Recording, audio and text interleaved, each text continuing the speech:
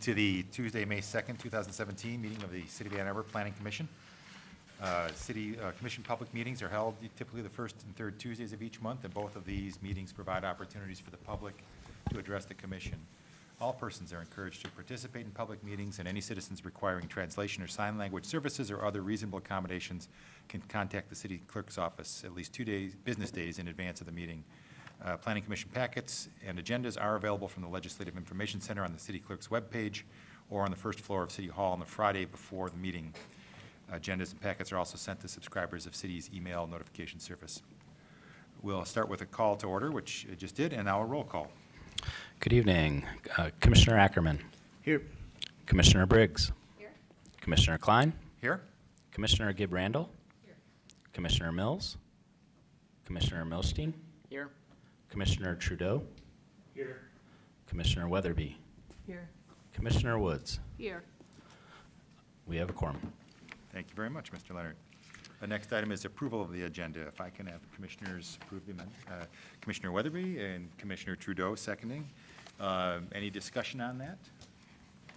All in favor of the agenda as printed, please say yes. Yes. Yes, that's everybody. Next item on the agenda is introductions, and I don't believe we have any this evening. So we will go on to item 5, minutes of the previous meeting, which we also don't have of any of those this evening. So that takes us to item 6, which are the reports from City Administration, Council, Planning Manager, Commission Officers, Committees, and written communications and petitions. And as typical, we will start with 6A, City Council. Commissioner Ackerman. Thank you, Mr. Chair. A few updates, two very directly related to the Planning Commission. Both the Collegian North site plan on the 1100 block of South University was approved unanimously last night. And then that's for refresh people's memory, that's the 12-story Hughes development on the north side of South University. In addition to that, 315 and 317 South Main Street was approved unanimously as well, a 6-story brick and stone office building in the South Main Character District. In addition to that, City Council, and to the interest of the Planning Commission, City Council presented a explicit interest and direction to staff to explore options for community solar. Community solar is a system in which people can pool resources to build solar panels on properties that can allow for larger arrays or greater access to sun, and is a benefit for people whose properties or wallets don't support solar for themselves. In addition to that, we also laid out direction that sustainability measures should be examined anytime new capital repair or new capital construction is done on city property, ranging from solar to insulation. So just wanted to keep you apprised of those conversations last night. Wonderful. Thank you very much for keeping us up to date. You've been busy with approving projects at Council. Look forward to that. Reports from the Planning Manager, Mr. Leonard. Sure. I'll be brief. One additional update on Council wasn't finalized, but the first reading of the adding service stations and car washes into the C3 business district was also passed by first reading by City Council. Not quite the Planning Commission core, but also the appointment of a Historic District Study Committee to consider historic designation of the Anglis House, which is currently being considered for sale by the University of Michigan. And then a quick update, I anticipate for our working session next week, we will have some follow-up from our retreat. I'd like to start presenting back to you the conclusions that we reached through some of the exercises through that process. That will also lead to some support for an upcoming public hearing and eventual annual consideration of our master plan resolution. And also start formulating some recommendations for our work plan for the 2017-2018 year based on both master plan and ordinance priorities that you discussed. And then finally, we've had several discussions about this at various levels, and it was again raised to me by Commissioner Weatherby. I'd like to start a conversation about some of the approval methods, if you will, specifically how plan unit developments, plan projects, and conditional zonings are sort of different tools that we've been seeing lately, perhaps with more frequency, and start having a conversation about what some of the differences are of those, and certainly can follow up in the future with any questions that you'd like to explore. Thank you, Mr. Leonard. It sounds like us commissioners will be busy this year. And any reports from Planning Commission officers or committees? Anyone? I'll just report out on the Ordinance Revision Committee that met on the fourth Tuesday of last month. We had an initial discussion on an ordinance, potential ordinance to clarify where solar panels can be positioned on residential properties, and had some initial discussion on that to help update our ordinance, which doesn't really address it very clearly. So there will, I think, probably be another working session on that, or another ordinance revision session on that, and then a working session with the commission prior to something coming to us as a public hearing, but thought I'd make people aware of that. We'll also direct your attention to, in your packets, there's a calendar of the upcoming year's meeting dates for you to have, as well as meeting dates for the month of May. And there are a number of written communications in the packet relative primarily to the projects tonight, although I think one of them, at least one, is referring to the Lower Town project. So please take time and read those if you haven't already. Next item on our agenda is audience participation. This is an opportunity for folks in the audience here to address the commission on any item that is not a public hearing on tonight's agenda. So if it appears in our agenda under unfinished business or regular business, that's not fair game for this particular opportunity to address the commission, but anything else is fair game. So if you would have interest in speaking, please come up to the podium, state your name and address for the record, and you may speak for up to 3 minutes. All right. Seeing no one right now, we'll move on. There will be another opportunity at the end of the meeting if you just change your mind. Item 8 is public hearing scheduled for the next business meeting. Mr. Leonard, you have some of those to go over? Yes, as mentioned previously, over the coming meetings, we will be considering holding a public hearing, and then typically at a subsequent meeting, a resolution reaffirming the city's master plan documents. So we will be holding that public hearing at the meeting on May 16th. Also on May 16th, we will be considering a site plan eventually for city council approval for the LA Fitness facility. It's a new construction at the Maple Village Shopping Center at 155 North Maple Road. It's about a 34,000 square foot facility with 150 parking spaces. Additionally, a public hearing will be held on a proposed 4 condo unit development at 904 South Main Street. For city council approval. This is I believe it's right at the corner of South Main and Davis. So those are on tap for the next meeting. All right, thank you very much. That takes us to item 9, which is unfinished business. We have one item here. It is the Circle K gas station site plan for city council approval. It's a proposal to demolish the existing 2,360 square foot gas station convenience store and relocate the gas station pump island and construct a new 4,000 square foot retail building and pump island canopy on a 0.86 acre parcel. The 2 curb cuts are proposed to be removed, and a landscape modification is being requested to allow some of the existing landscaping to remain. Variances are being requested from the required rear setback. It's in Ward 4. Staff recommendation is for approval. We will start with a staff report and public hearing, and then commission discussion. Okay. Mr. Kowalski? Thank you. Okay. Here's the subject site located on the stadium. On the corner of Stadium and Packard. And you can see from the zoning map there is a split zoning, which is a C3 on kind of the right 2/3 of the parcel, and a P zoning, which is a parking zoning, on the western third approximately of the parcel. An aerial photo shows you the existing service station with gas pumps on either side. That is proposed to be removed. And with the petitioners here before you tonight, just one brief backtrack is this is the same plan that, if you remember a couple or month or so ago, they were before you kind of in draft form for feedback, and this is the version that was presented to you at that time. So since that time, they went and did the actual, all the engineering level drawings and everything else to be fully reviewed by staff, and that's where we're at right now. So again, 4,000 square foot service station, you can see outlined on the lower, so on the lower part of the screen, and basically this red block would be the proposed gas station the building, 4,000 square feet. This is the canopy area over here. They're proposing 8 pumps, I guess, 4 pump islands underneath the canopy. There will be 14 parking spaces, surface parking spaces, plus the 8 that are underneath the canopy. As mentioned, they will be closing, there's currently 4 curb cuts that access the site. 2 of them will be removed, and one will be basically where it is now. The other one's kind of going to be adjusted to where approximately the middle of the site along Packard. Also is a stormwater treatment system that's proposed, fully 100-year stormwater that's been reviewed and approved. There are some landmark trees that are located on the site. 3 of them will be removed for construction. They will be mitigated to the extent required by city code.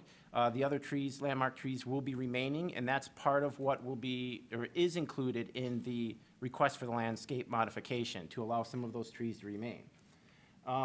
So again, one of the notable things about this plan is that it does require variance from the zoning board, actually requires several variances from the zoning board of appeals. The first 2 variances really are for curb cut widths. That would be for, obviously, the curb cut along Stadium and the curb cut along Packard. Basically, the code requires 30 feet. They're going to a maximum of 35 feet. That's not an uncommon request we've seen among many projects that have gone forth to the ZBA for that as well. Engineering staff who records that, or who reviews that section of code has indicated that they are in favor of such a request. The second request is for a zoning setback standard, which is for the building as shown encroaches into the 30-foot. So that, again, the zoning line runs approximately right here. You can vaguely see it, so the edge of the canopy just touches on it. So the C3 district, when it is adjacent to residential, which it is in this case, requires a 30-foot rear setback variance and a 15-foot conflicting land use buffer. So this plan, as you can see here, does project into that required 30-foot buffer. About 22 feet at this section right here. It becomes less because of the angle of the property around there. It also eats into a section of the conflicting land use buffer, about 143 square feet of it. It's offset into this area. However, code does require that they would also need to obtain a variance from the conflicting land use buffer width. They are proposing the amount of required landscaping, but they do, again, there is a corner of the building that dips into that conflicting land use buffer. So again, this plan was one that was, as many of you have been around for this 3-4 times at Planning Commission, so it went through various iterations in response to staff, Planning Commission, and neighborhood comment as well. So they've had even an additional public meeting regarding this proposal that did get favorable responses. You can see some of those within your packet. I think there is, okay, so again, as far as buffering, there was one correction I wanted to make in the staff report. I did mention a wood fence. It's actually a masonry fence, so that will be going along. The majority of it will be an 8-foot section. There will be, that'll come about 4 feet within here due to various restrictions in the fencing ordinance, and it'll go up to an 8-foot high masonry fence to, I think, approximately about here, and then it will go up to 10 feet, and then around the corner. So there's a majority of that's 8 feet, and then it will rise to 10 feet. I know along property in here, as well as up on there, and that was in response to neighborhood concerns. So again, what's before you tonight would be they would be scheduled to go to the Zoning Board of Appeals on May 24th, I believe it is, if the project moves forward here tonight. And staff is recommending approval of the project contingent upon the variances being granted. Thank you. Thank you, Mr. Kwelski. So I will now open the public hearing on this item. If you would wish to address the commission on the item, please come up to the podium, sign in, and state your name and address for the record. You may speak for up to 3 minutes unless you are the recognized leader of a recognized community group or the a representative of the petitioner, in which case notify me and you may speak for up to 5 minutes.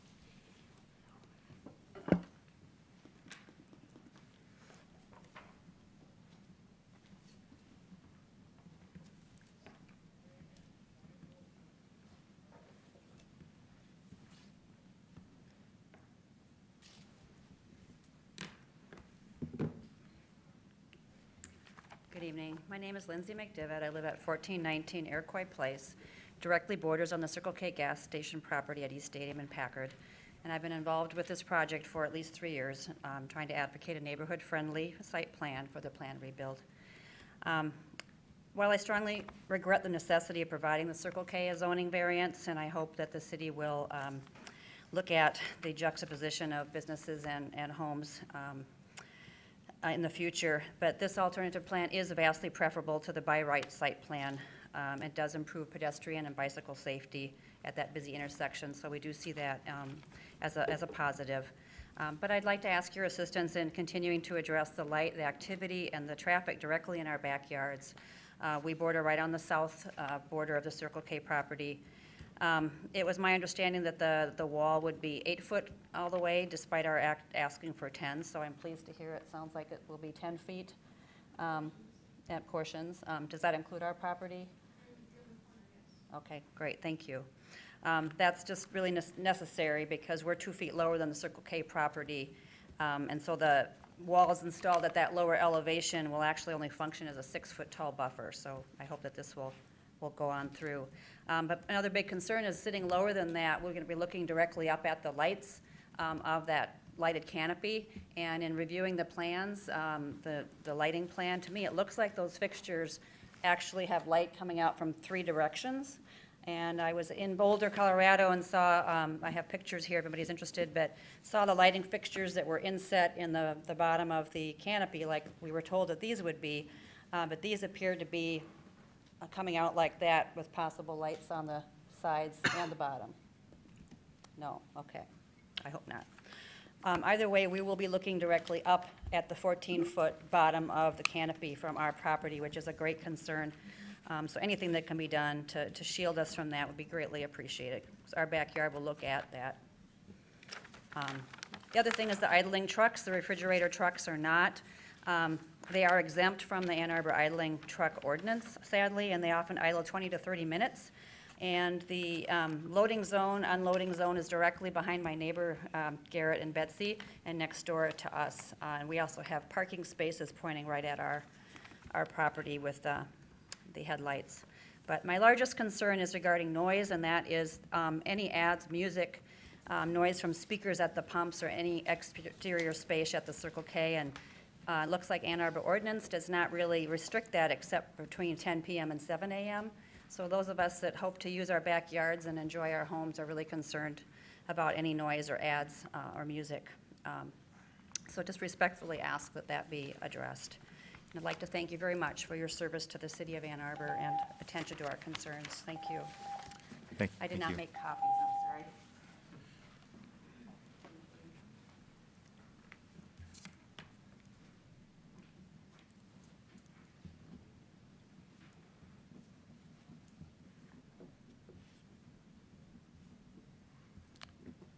And if it's Lindsay, then it must then be Garrett following her. So good evening. My name is Garrett Scott, and I live at 1421 Iroquois Place, directly behind the proposed redevelopment site for the Circle K. And I last spoke to you at the March 7th meeting about the alternative site plan that will be considered tonight. You also have a note from me and my wife, Betsy Davis, in your packet tonight, along with a few more notes from Circle K neighbors. I wanted tonight to briefly emphasize once again that if faced with a choice between a site plan that requires a variance to build into the residential buffer and to put the new convenience store on the southeast corner of the parcel, as here, that's been under city staff review since March 7th, or with that earlier more or less by right plan that would place the new convenience store in the northeast corner of the parcel, this household urges you to move forward with that compromise alternative plan despite the need for a variance. As you probably remember from the ample correspondence and public comment from the March 7th meeting, as well as from the additional correspondence sent from tonight's meeting, The immediate neighbors to the Circle K property have agreed they would be willing to see a variance granted to the alternative site plan, which we prefer because, one, the placement of the building in the alternative plan provides some screening to the lights and noise to at least 2 of the adjoining residential properties. 2, the alternative plan's curb cut on Packard is more open, less screened, and allows drivers greater visibility to see pedestrians. 3, the alternative plan moves the business traffic, delivery trucks, and commercial activity somewhat further away from the residential properties. And finally, having the front of the new convenience store face out on the stadium, even with that stretch of parking lot between the storefront and the street, at least concedes that the commercial activity is better suited to facing a busy street than our backyards. And while it's not necessarily ideal for the residents, for some of the reasons that Lindsay brought up in her remarks, I hope that we can count on Planning Commission to support some version of this alternative site plan, and that you'll encourage ZBA and City Council moving forward to work with this plan. So between speaking here tonight and voting today, I'm feeling kind of optimistic about civic engagement. So I want to thank you again for letting us participate in this 3+ year process and for your careful consideration of the Circle K site plan. And I hope we can anticipate moving forward with this workable compromise. And again, while I can't speak for all the neighbors, of course, I'm happy to do what I can to answer any questions you might have during remarks tonight about neighborhood perspectives or about the evolution of various proposals for the site and why they didn't work, perhaps as well as this plan. And thanks again are due to Matt Kowalski and city staff for his help in this process, and thanks again to you all. Thank you, and appreciate your participation.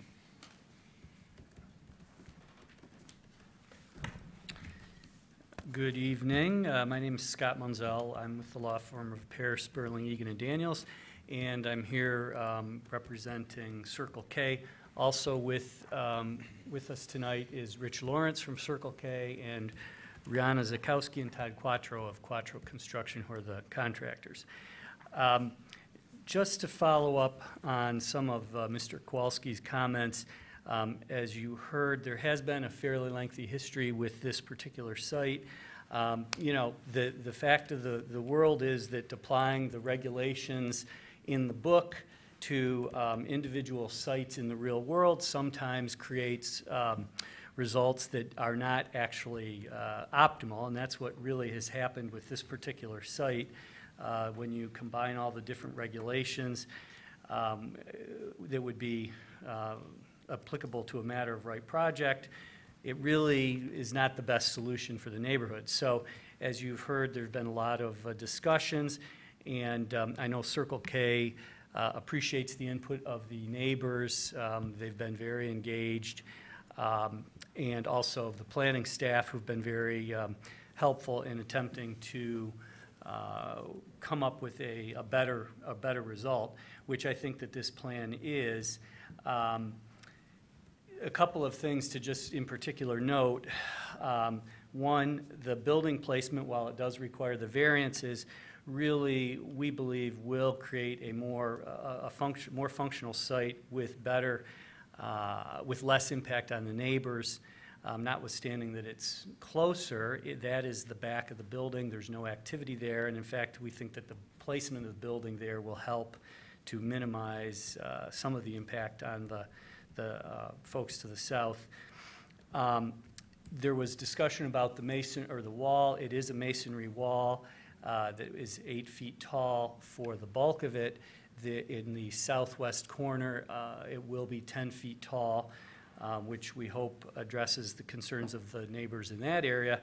As the planning staff report mentioned, Circle K did commission a further sound or noise study, which concluded that the masonry wall that is being proposed would have a significant reduction on the noise level of what is there right now. So in other words, this site will be quieter than what is there now, which I think will be better for the neighbors. And of course, the operation of the site would have to meet the noise ordinance of the city at all times.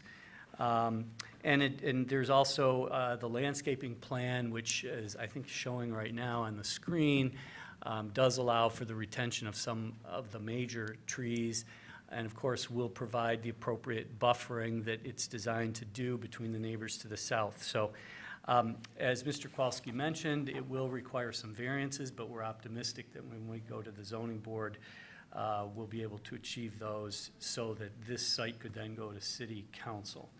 I think that's all I really need to say right now, but the rest of the folks are here to answer questions that may come up that you have. Thank you. Thank you.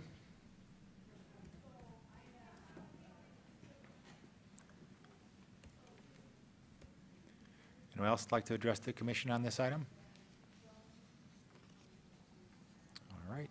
Seeing no one, I'm going to close the public hearing and read the motion. We actually have two motions, and I think we would probably take them together.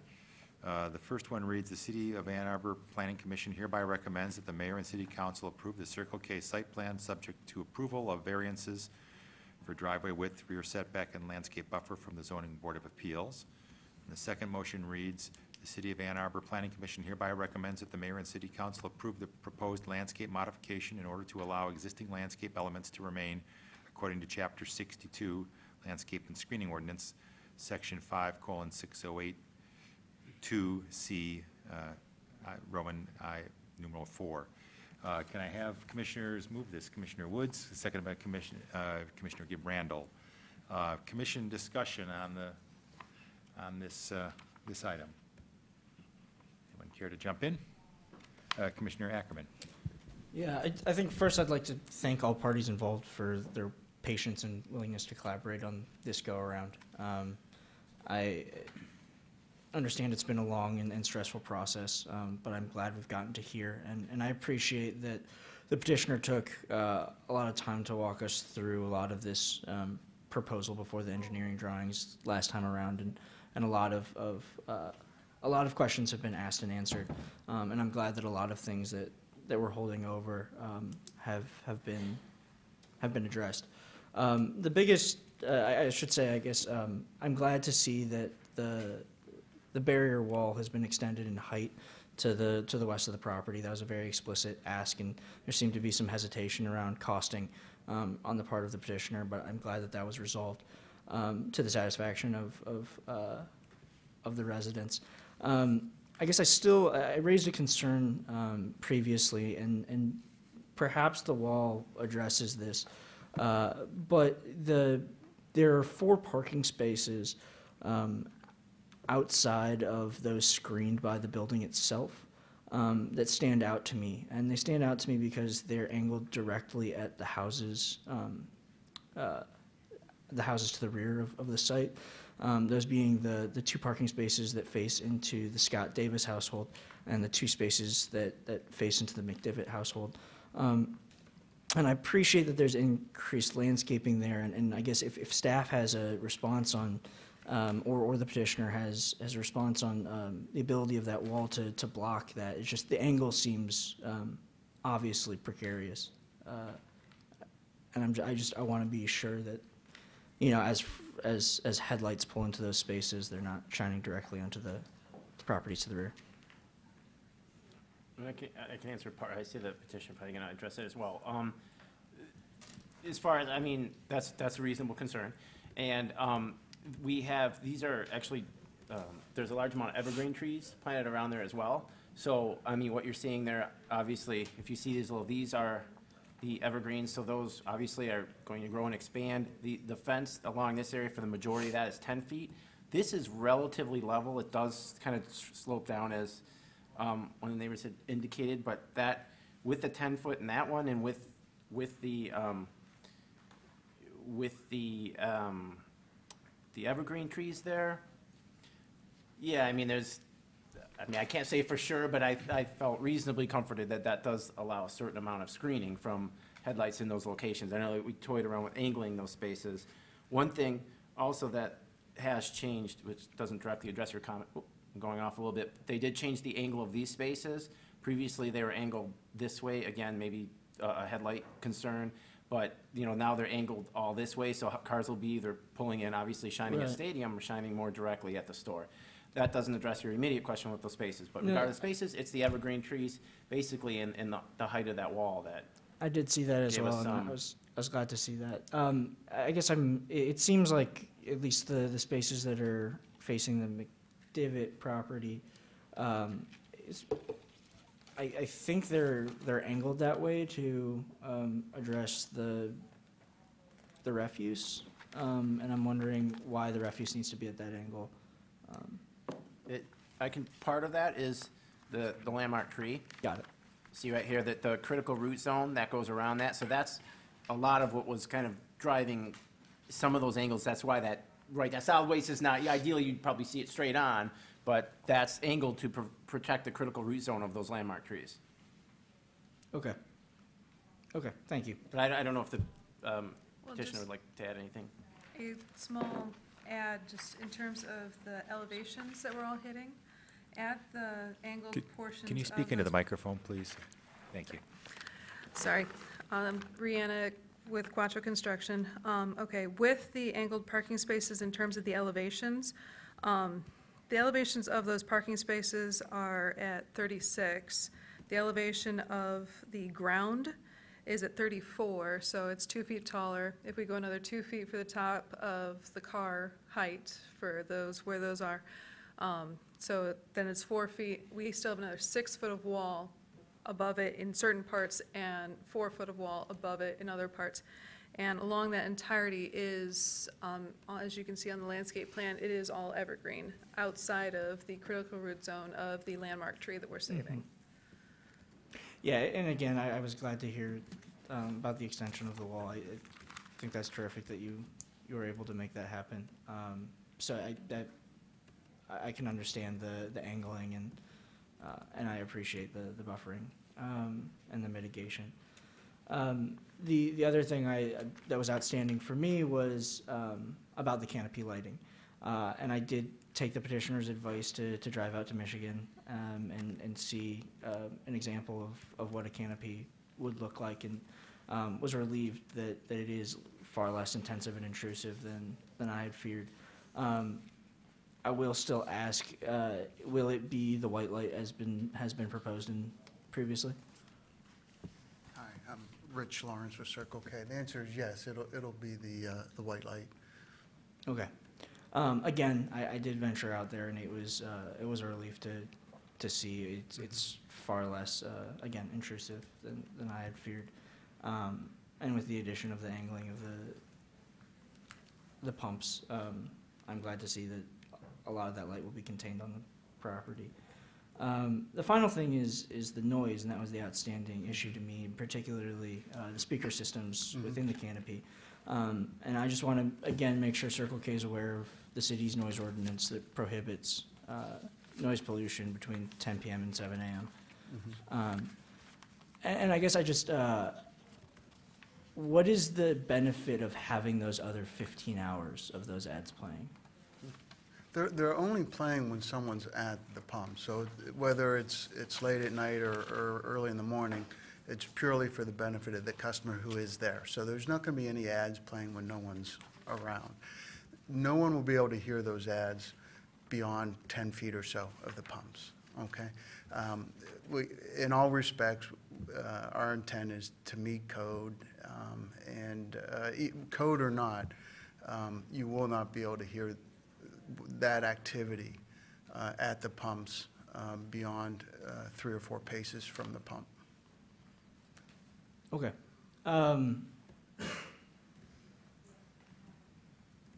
Okay. I think if the reality doesn't meet that expectation, council does have the authority to take action. And Sure. okay. Terrific. Again, I want to thank everyone involved for their patience and their willingness to come to this conclusion that will hopefully move along. So, yeah, thank you again. You're welcome. Thank you. Other commission discussion, questions? Guess I'll take the opportunity. I wanted to follow up on, just on Commissioner Ackerman's lighting question and just clarify what I was, heard last time when you were in front of us with this plan preliminarily. was that the lights in the canopy would be recessed, and then we had the, They will be, yes. so they are fully recessed. That was always the plan, actually, yeah. I can confirm, it is on the photometric plan. We have got a pretty detailed, very detailed one. They are recessed in there. I've Okay. double And the triple yard checked lights that. are shielded as a related manner. Okay, great. And then you had mentioned that just in response to the recent question, that the light color was white. Yeah, Do you have the color temperature? Do you know what it it's is? 57, 5700 Kelvin. Okay, so it's pretty It's bluish white, I talked to our manufacturer about it. 99% of their installs are this, the 5700 Kelvin temperature. We believe our customers in general find it inviting, that type of light versus a yellow light. If you bring down the temperature, it's going to be yellowish and Right, just less attractive. okay, Same brightness, right. yeah, All right, thank you. you're welcome. And then, Mr. Kowalski, you said you had the photometric plan. What is the foot candles under the canopy? Do you have it in front of you, or Ooh, I don't have it in front of me, but I can look it up. do you have an approximate? I don't. I'd have to confirm with the plan, so if you give me a couple Okay. minutes. All right, I'll let you do that, and Yep, we'll see if then there's let me any other flip it out. comments. Other questions or comments? Commissioner Gibrandal? Just a little further clarification on the wall.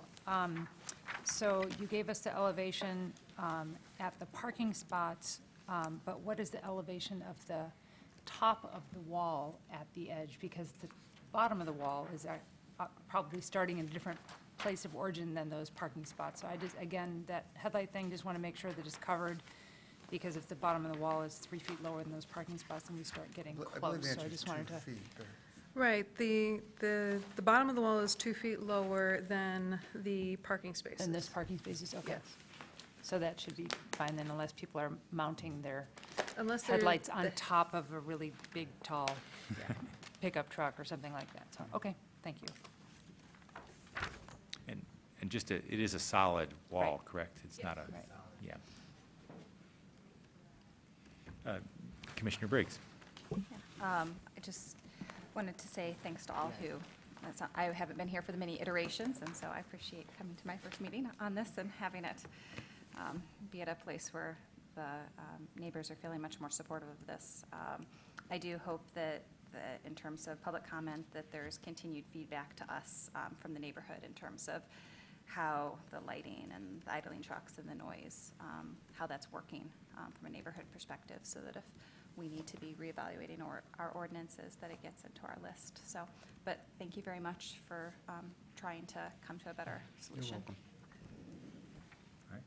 So I do have some Kowalski? confirmation. So it looks like the photometric plan I see here is about a range from about, at the edge, about 36 to near the center, like right underneath the light. Looks like it's about 54.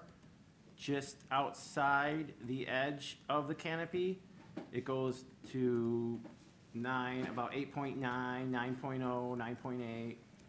And then by the time it drops goes to the property line, it's 0 in Zero. some spots and 0.1 just beyond the parking. Okay, so it drops off pretty good It drops outside off the pretty canopy, quickly, so- according, yeah, from, again, about 40, 50 foot candles just outside the canopy. Okay. Appreciate you looking that up. I mean, Yep, no I'm problem. comfortable with understanding those light levels. Other questions? Commissioner Weather, I saw you maybe looking for it. Okay, looks like we're all talked out on this one. I will also thank both the petitioner being persistent and also the community in being persistent. I think there was a few times as this one went around that on both sides, it looked like things could go really badly. And I think the result is, while it's not perfect, it seems to be a reasonable compromise and maybe close to where we started on things, but sometimes when you get those first approaches maybe are the best if they get enough time and effort working them out. So I'm hopeful that this will not be seen as a terrible thing in the neighborhood, but something that is that eventually over time will fit in and neighbors will not feel it's a detriment to them. I'm going to go ahead and have a vote then. All in favor of the motions as read, please raise your right hand, say yes. Yes. All opposed? That is unanimous. Thank you very much. Thank you for your time. Good luck Appreciate it. going forward to Well, ZBA thanks. and council. Thank you.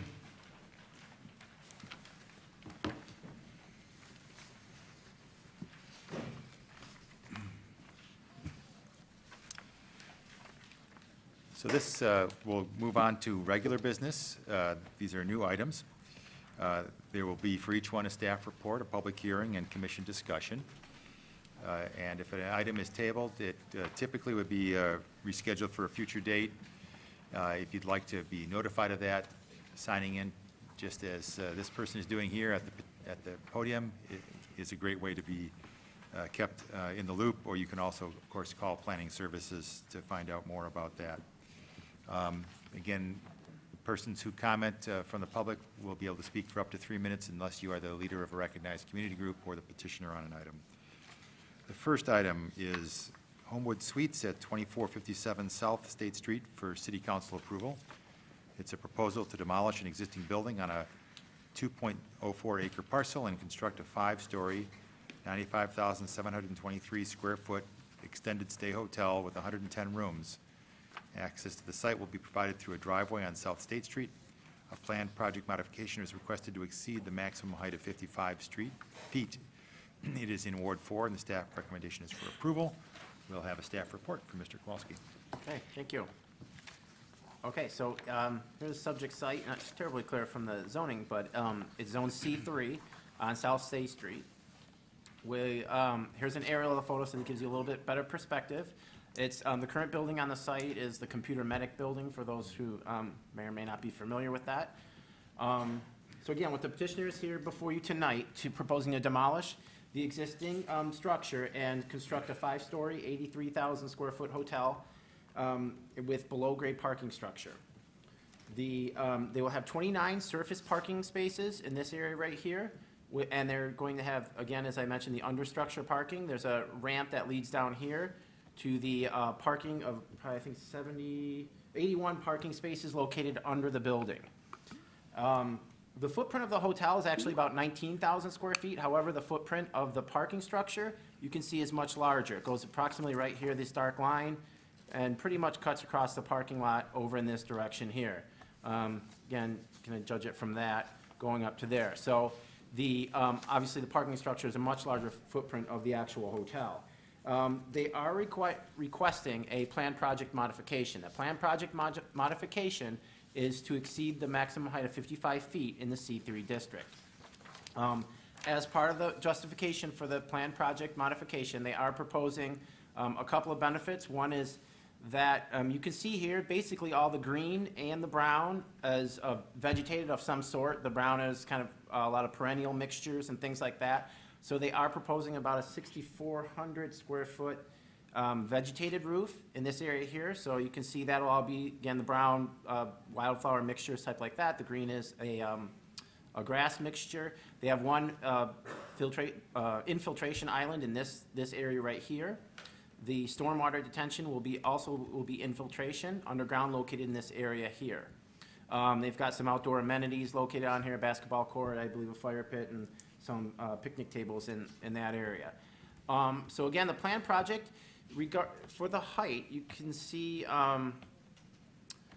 due to the slope of the site, so again, we do take advantage of an understructure parking.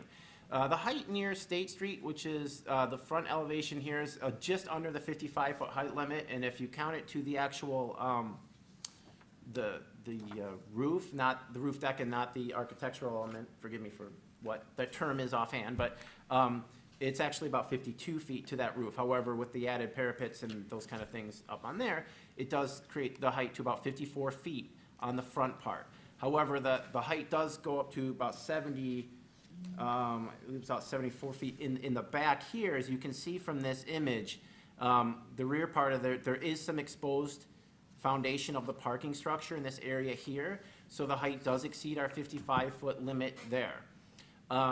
Again, you've got about 4 feet for these parapets and roof structures. Taking those off, the height would be lowered. However, we do count maximum height to the maximum height of any feature on the building. And that the average height, what's determined as the height of the building for the district, again, is an average between the points, given it's lower in the back and then shorter in the front and higher in the back. Obviously, the average comes up from the 55 feet, since it's about 54 feet at the front. See if I covered. Access to the site is utilizing an existing curb cut, which is a shared curb cut for the business, as you can see here on the aerial, to this building. Obviously not part of the proposal here. They do share a current curb cut that will remain, and they have a access agreement for that. So will not be another curb cut onto South State Street. There are a couple of landmark trees located in this area here. There's 2 landmark cottonwood trees. Those trees will be removed. There is some other vegetation you can see here on the plan. However, the vast majority of that was invasive and not of landmark quality. So they will be removing 2 landmark trees. They will be planting an additional 34 mitigation trees on the site. And so we will scroll through it. And we covered that. Yeah, so again, here's the layout of the understructure parking. All access would be in this area right here is a drive to the parking structure. And then the elevations. And staff is recommending approval at this time. Thank you. Thank you, Mr. Kowalski. Was there conversations about the right-of-way that you want to summarize? Oh, well, the right-of-way had some, there was discussions about what right-of-way needed to be granted there to be consistent with other projects along that part of State Street. So the project it's been in for a little while, but the petitioner can attest, it did end up getting moved back a little bit farther from the first proposal due to additional right-of-way that the city of Ann Arbor wanted to acquire in that area. So, but that's all been straightened out, so this plan does comply with the right-of-way standard that we want in that area.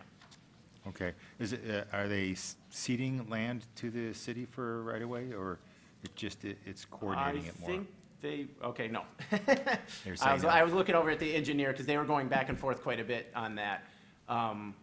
No, but he may be able to expand a little bit on that if you have some questions. But I do know that it was all been resolved. Can't remember some of the details going back and forth. Okay. I was just wondering if that was perhaps one of the benefits of this planned project. No, but that is not. Okay. All right. Thank you. And that concludes your report. So Yes. we will now open the public hearing on this item. If you'd like to address the commission, please come up to the podium, state your name and address for the record, and please do remember to sign in.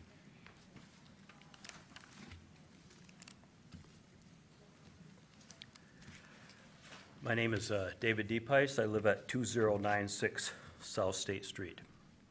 I'm here tonight to speak about the benefits being proposed in exchange for this project exceeding the permitted height in the C3 zone site. In my view, the benefits being offered are insufficient for allowing a taller building. A much better benefit would be a mid-block crosswalk with a safety island at this site. Right now, there is no crosswalk between Simpson and Oak Brook, almost a full mile.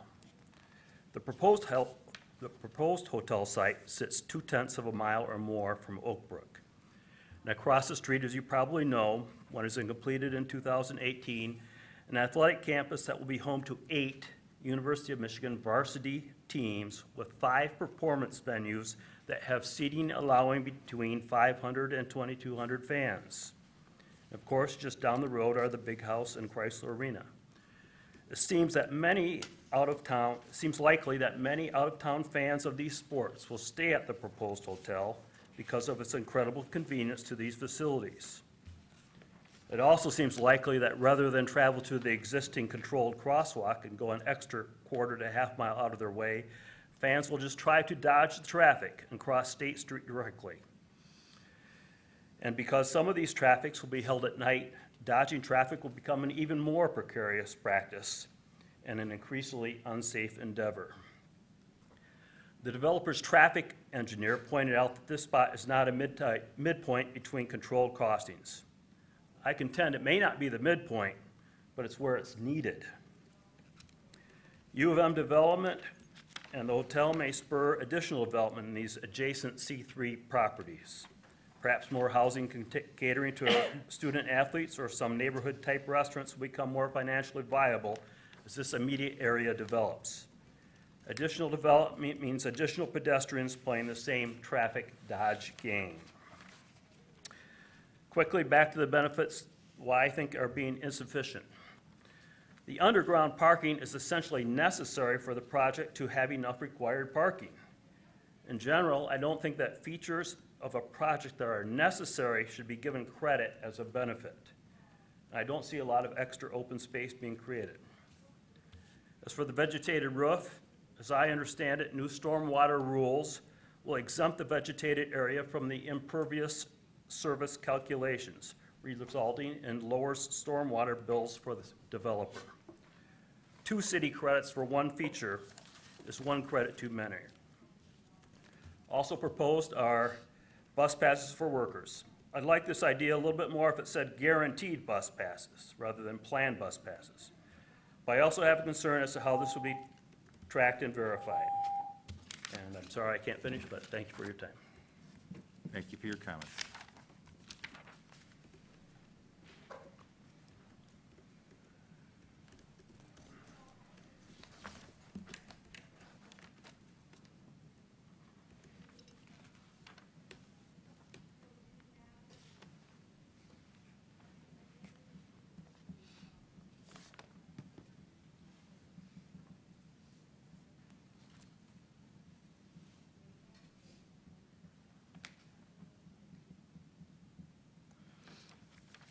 Thank you, Mr. Chairman. My name is Andy Andre from Bud Design and Engineering. I am the civil engineer that's working on the project on behalf of the applicant. Appreciate the opportunity to be able to present this evening. The owner who is part of this ownership group is also the same owner that just recently completed the Staybridge Suites project further down State Street, and also working on the Holiday Inn Express along Research Park as well. So there's obviously a long-term commitment that the applicant is making within the city, and is very excited about the opportunity with this project. This project is a Homewood Suites, and it's a Hilton product. It is an extended stay, very similar in nature to what Staybridge was. But this is a Hilton product as opposed to International Hotel Group IHG, which the Staybridge was. This, it may sound familiar, Homewood Suites, but there is a gap within the market that allows this hotel to really come to the market here in the city of Ann Arbor and really have an opportunity to be extremely successful. The nearest Homewood Suites are in Brighton, Troy, and then you're really stretching at that point to Grand Rapids and Kalamazoo. So there's a very good opportunity for this brand within the market. A couple of the items, I think Mr. Kowalski did a nice job at summarizing it. We've worked diligently with staff on this project for several years, and trying to maximize the potential with this property, at the same time balancing it with some of the items that we've discussed, that's been discussed, and I'll continue to expound upon, is the, one of the items that we get into is obviously the natural resources. The property itself does have a couple of the landmark trees. They are cottonwood trees, but at the same time, we are looking towards mitigation with those on site. As part of the traffic study, when we started the project, we obviously understood that this is a little bit of a challenging site as to having a new access point onto State Street. So there is an existing ingress-egress easement across the property. It was reviewed as part of the traffic study. The engineering and traffic department did sign off on it for the continued use of this property. And I think obviously the less amount of cuts that we have out into the roadway, the better. With we do also, as part of the natural resources, we do have steep slopes that are identified as part of the project. And one of the ways that we look to incorporate those steep slopes was the understructure parking. That obviously allows us to minimize the amount of parking that we have, the impervious surface on the surface itself, that will allow us a little bit of a greater density. And even with the vegetative roof, so we talked a little bit about that, the vegetative roof does offer us some credit as far as it comes to meeting the stormwater requirements for Washtenaw County, and this is under the jurisdiction of Washtenaw County, and I'll speak to that briefly, but wholly, we don't have to have a vegetative roof in order to meet those requirements. So it truly is a benefit to reduce the amount of imperviousness that is there. It's very unique when it comes to this property because it's part of a larger drainage district that was approved by the Drain Commission at the time. There is an off-site detention basin to the east of the property that about half of the property drains into. What we're doing in conjunction with the Water Resource Commissioners, we are providing for the 100-year detention on the property, the infiltration, the use of bioretention as well, and prior to the discharge, and we've been engaged with the property owner on securing those easements.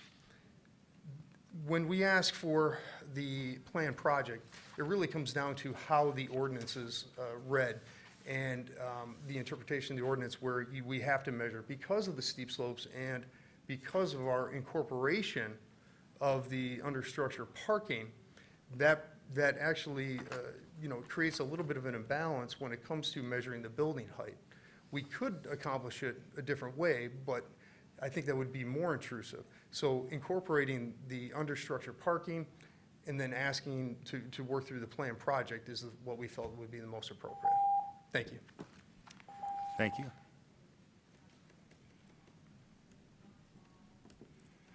Anyone else like to address the commission on this petition? Okay. Seeing no one, I will close the public hearing and read the motion.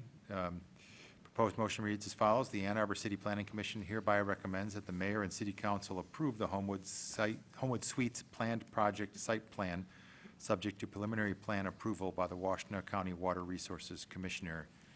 I have some commissioner move this, Commissioner Briggs, and seconded by Commissioner Milstein, sorry.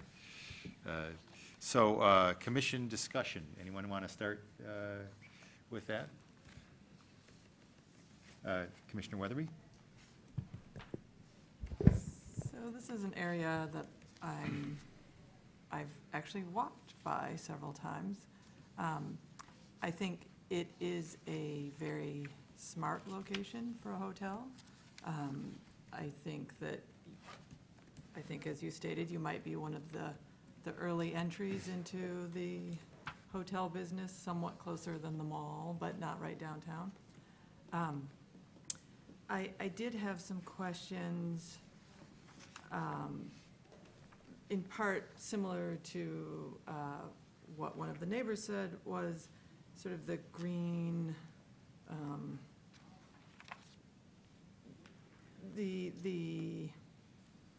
what we consider public good.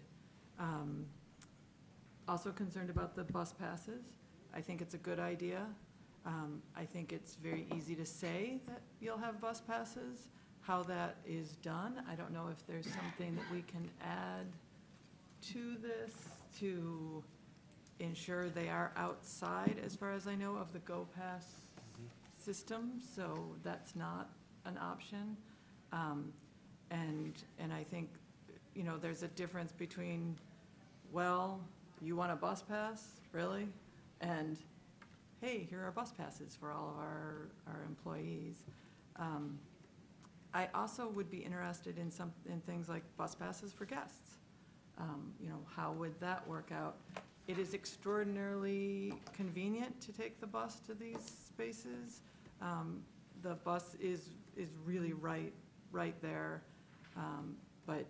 and I think it's a good option, but how that works out, I also think a fair number of people would be coming to this hotel and not want to drive downtown and not want to.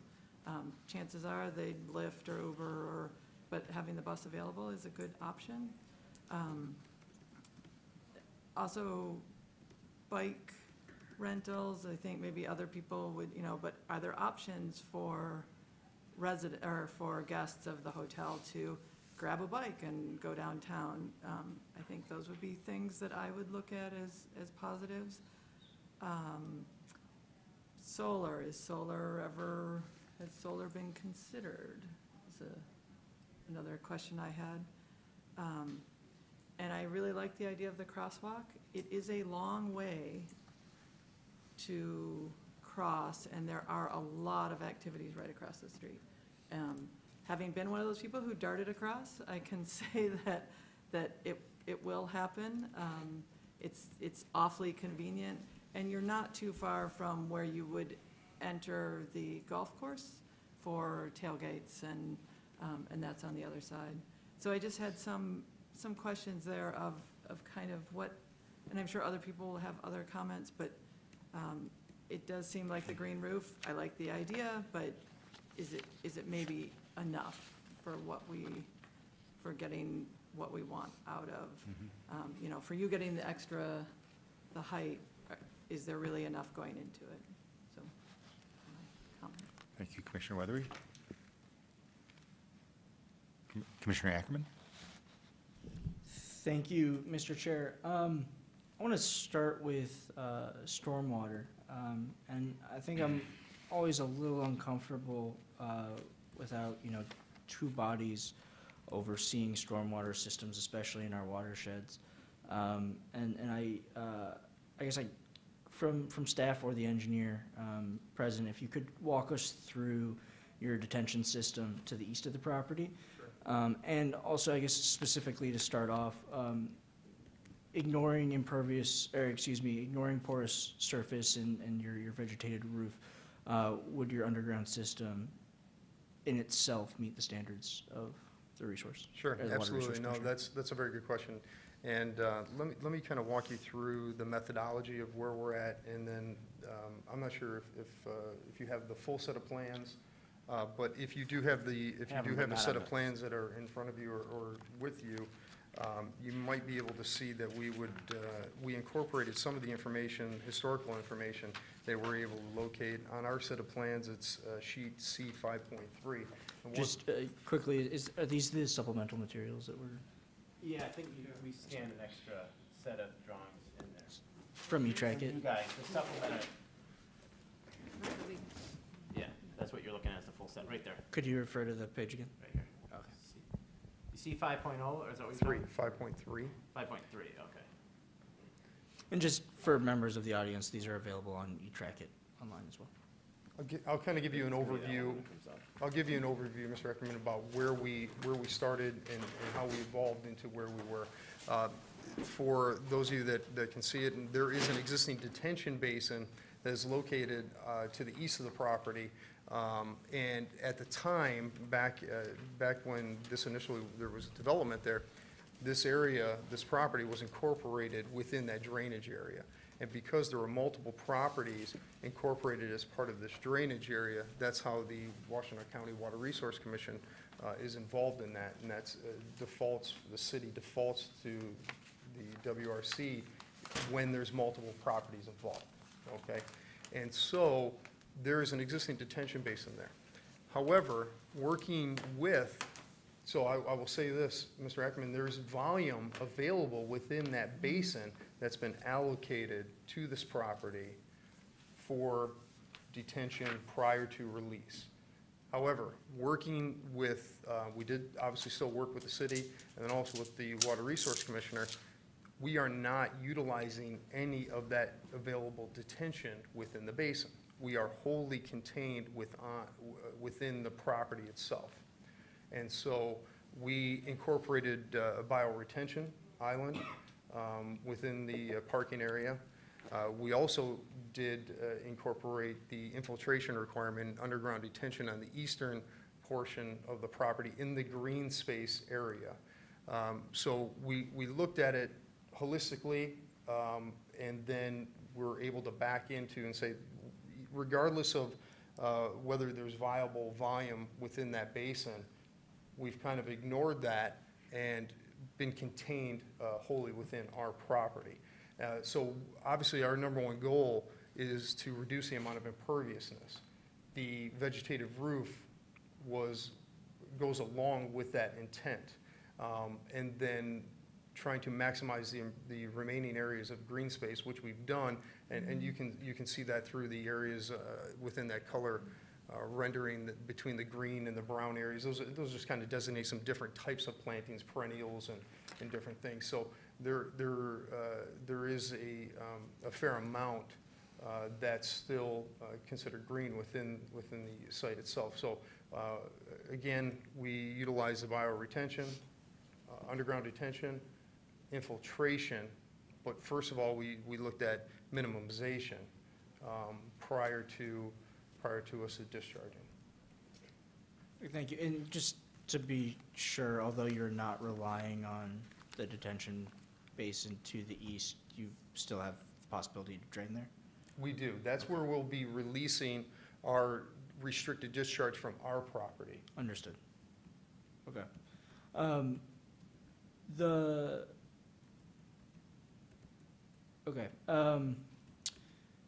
Does all of the surface parking sit atop the underground parking?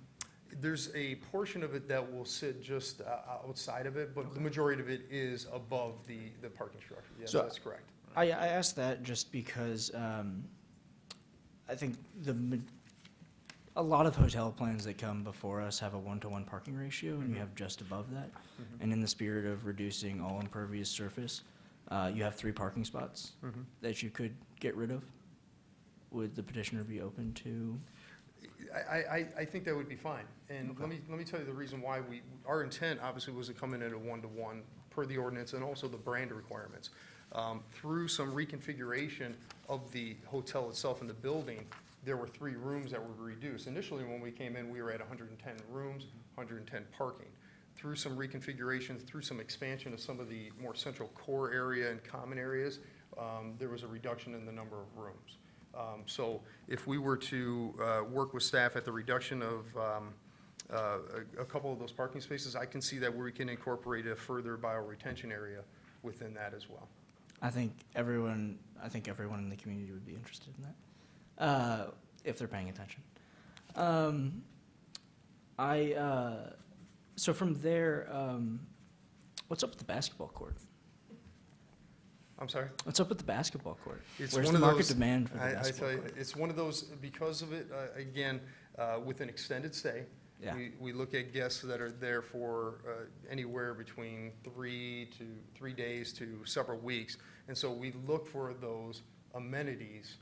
The brand does. The brand says, we want to encourage our guests to explore, to go out and do the things, to be able to walk. So connectivity is very important to us.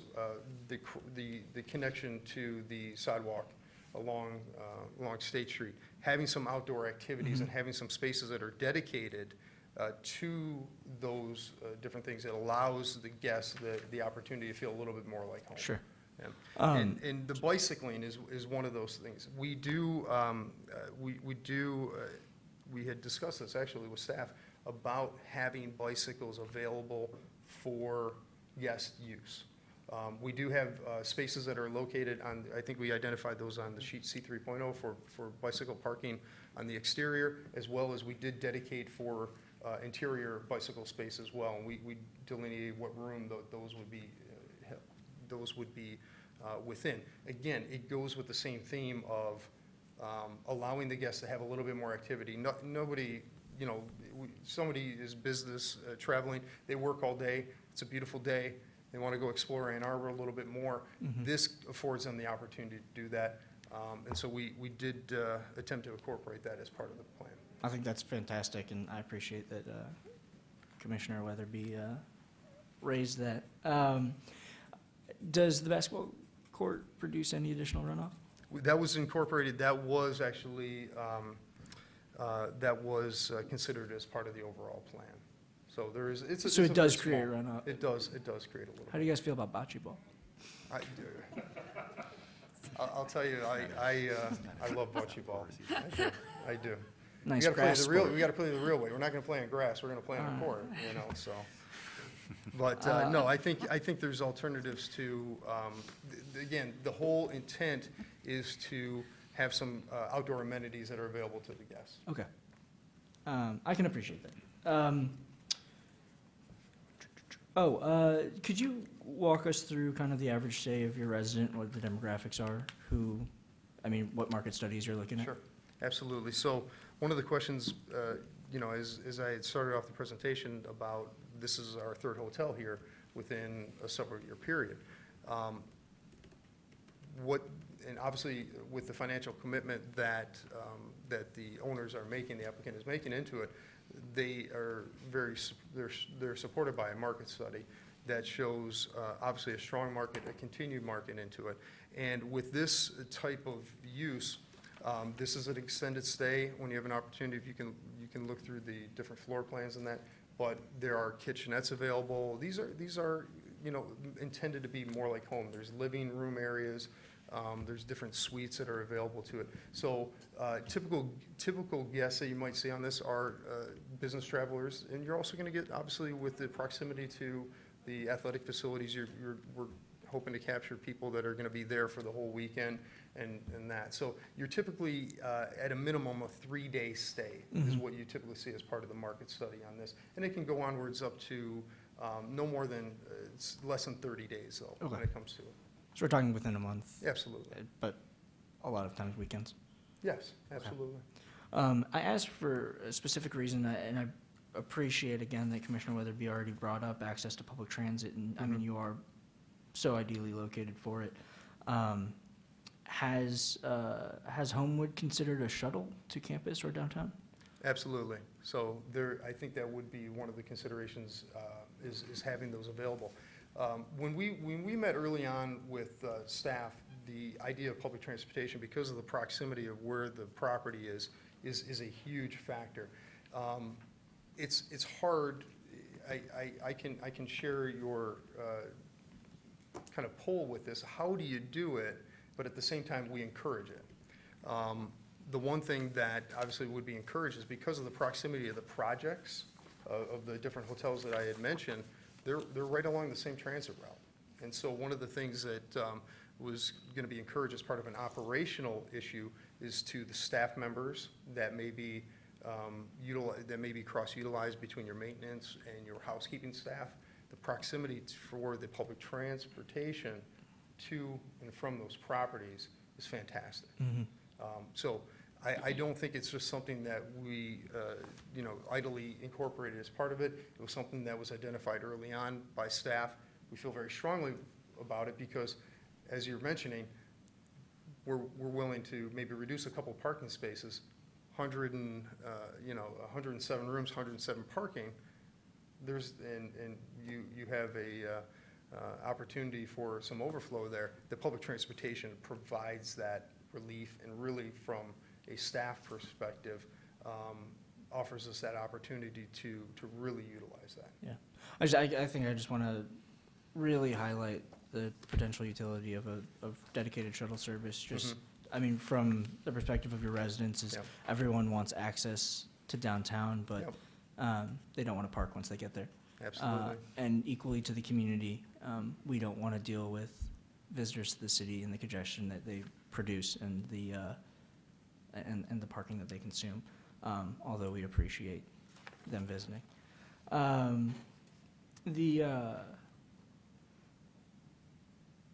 Excellent. I just curious about the orientation of your building. Your major street front is State, but you have no entrance in fairly plain design to the west. And I was even surprised to see the ornamentation that gets you above the height threshold is actually even oriented to the north, away from anyone's visibility. Is there a possibility of engaging the State Street frontage? I guess I'll leave it at that. Looking at some kind of aesthetic improvements is what we're, enhancements to that? Yeah. Obviously, we'd be open to that. One of the things when it comes to any of the properties is it's the configuration of the building and how it best fits with the property. This is obviously a narrow property, but it has some depth to it. And so the orientation of that building fits well in the way that we have it. We meet the setback requirements when it comes to the C3 zoning, both from the southern end as well as western end from the right-of-way. And so the orientation of the building, I think, is probably optimized per the site. However, if there's some enhancements that can be done as far as the building is concerned from an aesthetic standpoint, I think we'd be open to that as well.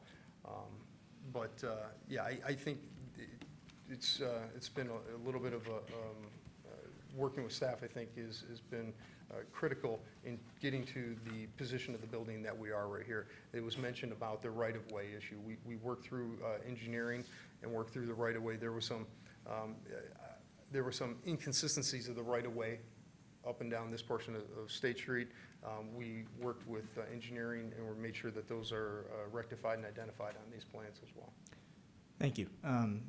It's been insightful. And I guess I have one final question for staff is, in conversations with engineering around right-of-way or anything for that matter, were there conversations around crossing for State Street? Yeah, yes, I can actually say that came up fairly early on as part of it was identified just in our planning staff, about a mid-block crossing.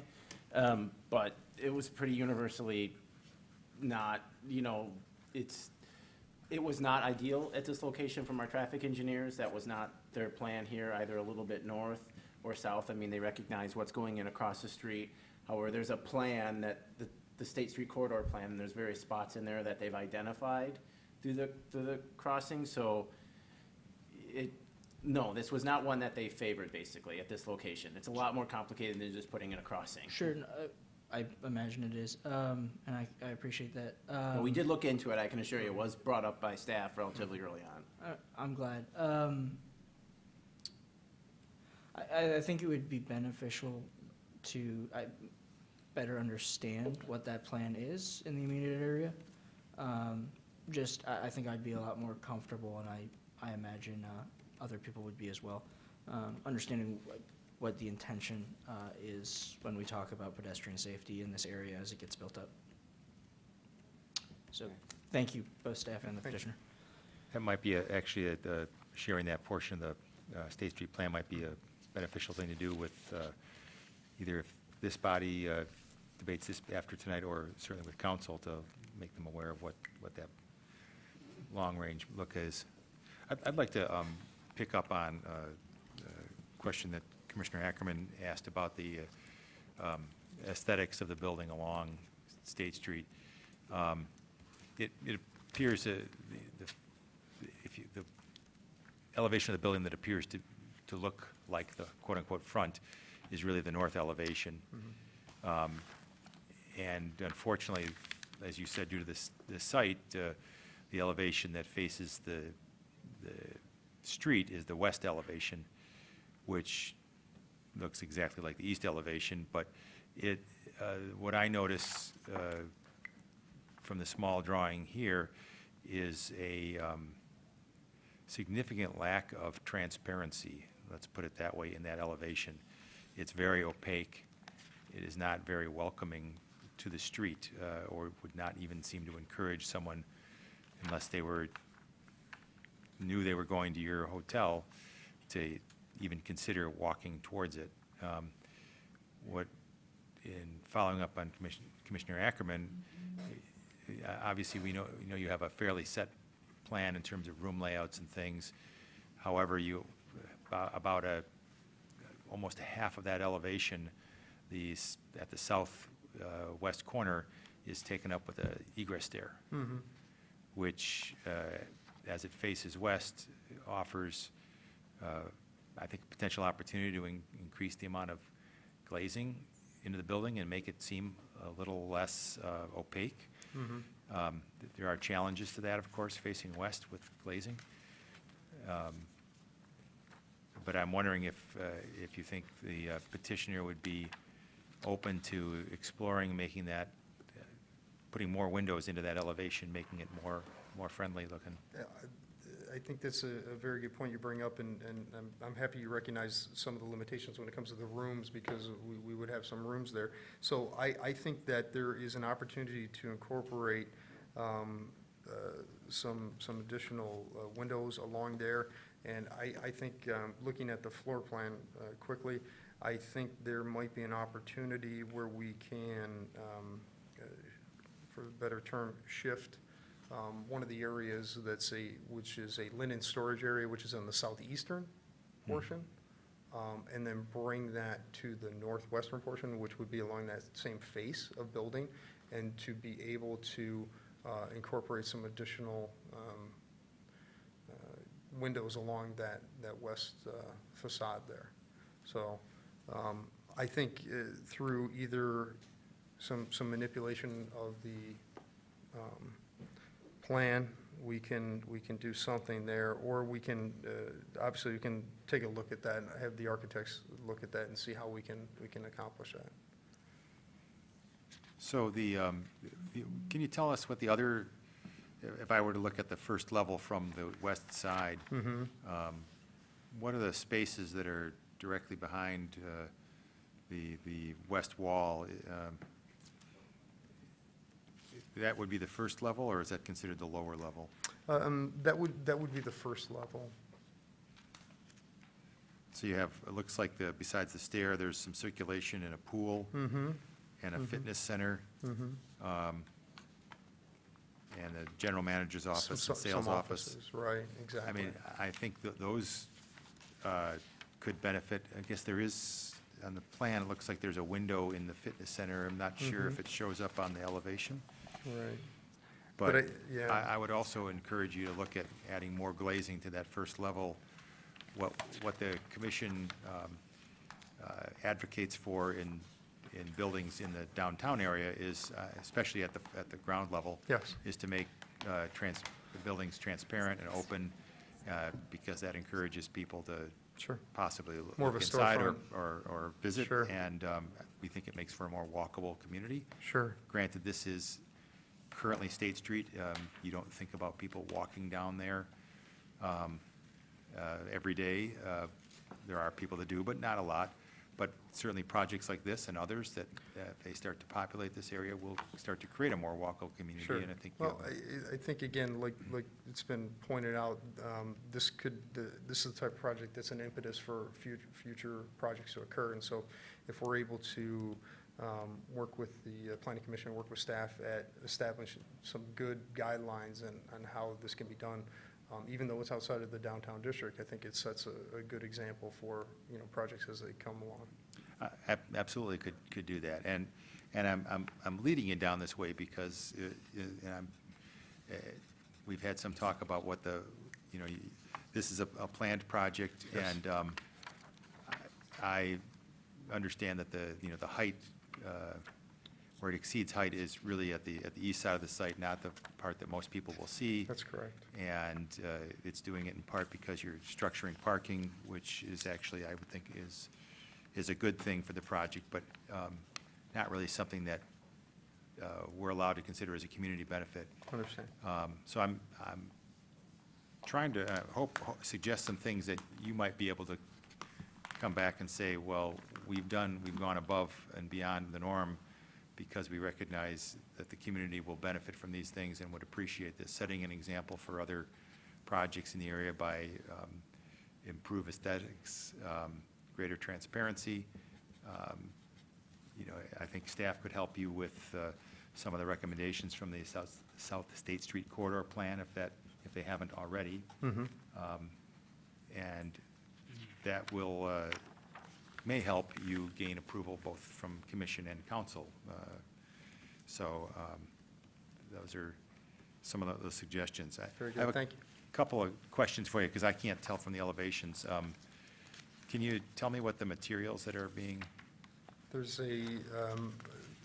might show up a little bit better on the color rendering that you have there, but it is a mix of materials between stone, brick, and ephes, and different. Obviously, it's a earth tone is what it holds true between all the different materials. Okay. So I'm assuming the ephes is the lighter colored material on That's top. correct. That's correct. The brick is the dark material and the stone, the banding. Okay. Mm-hmm.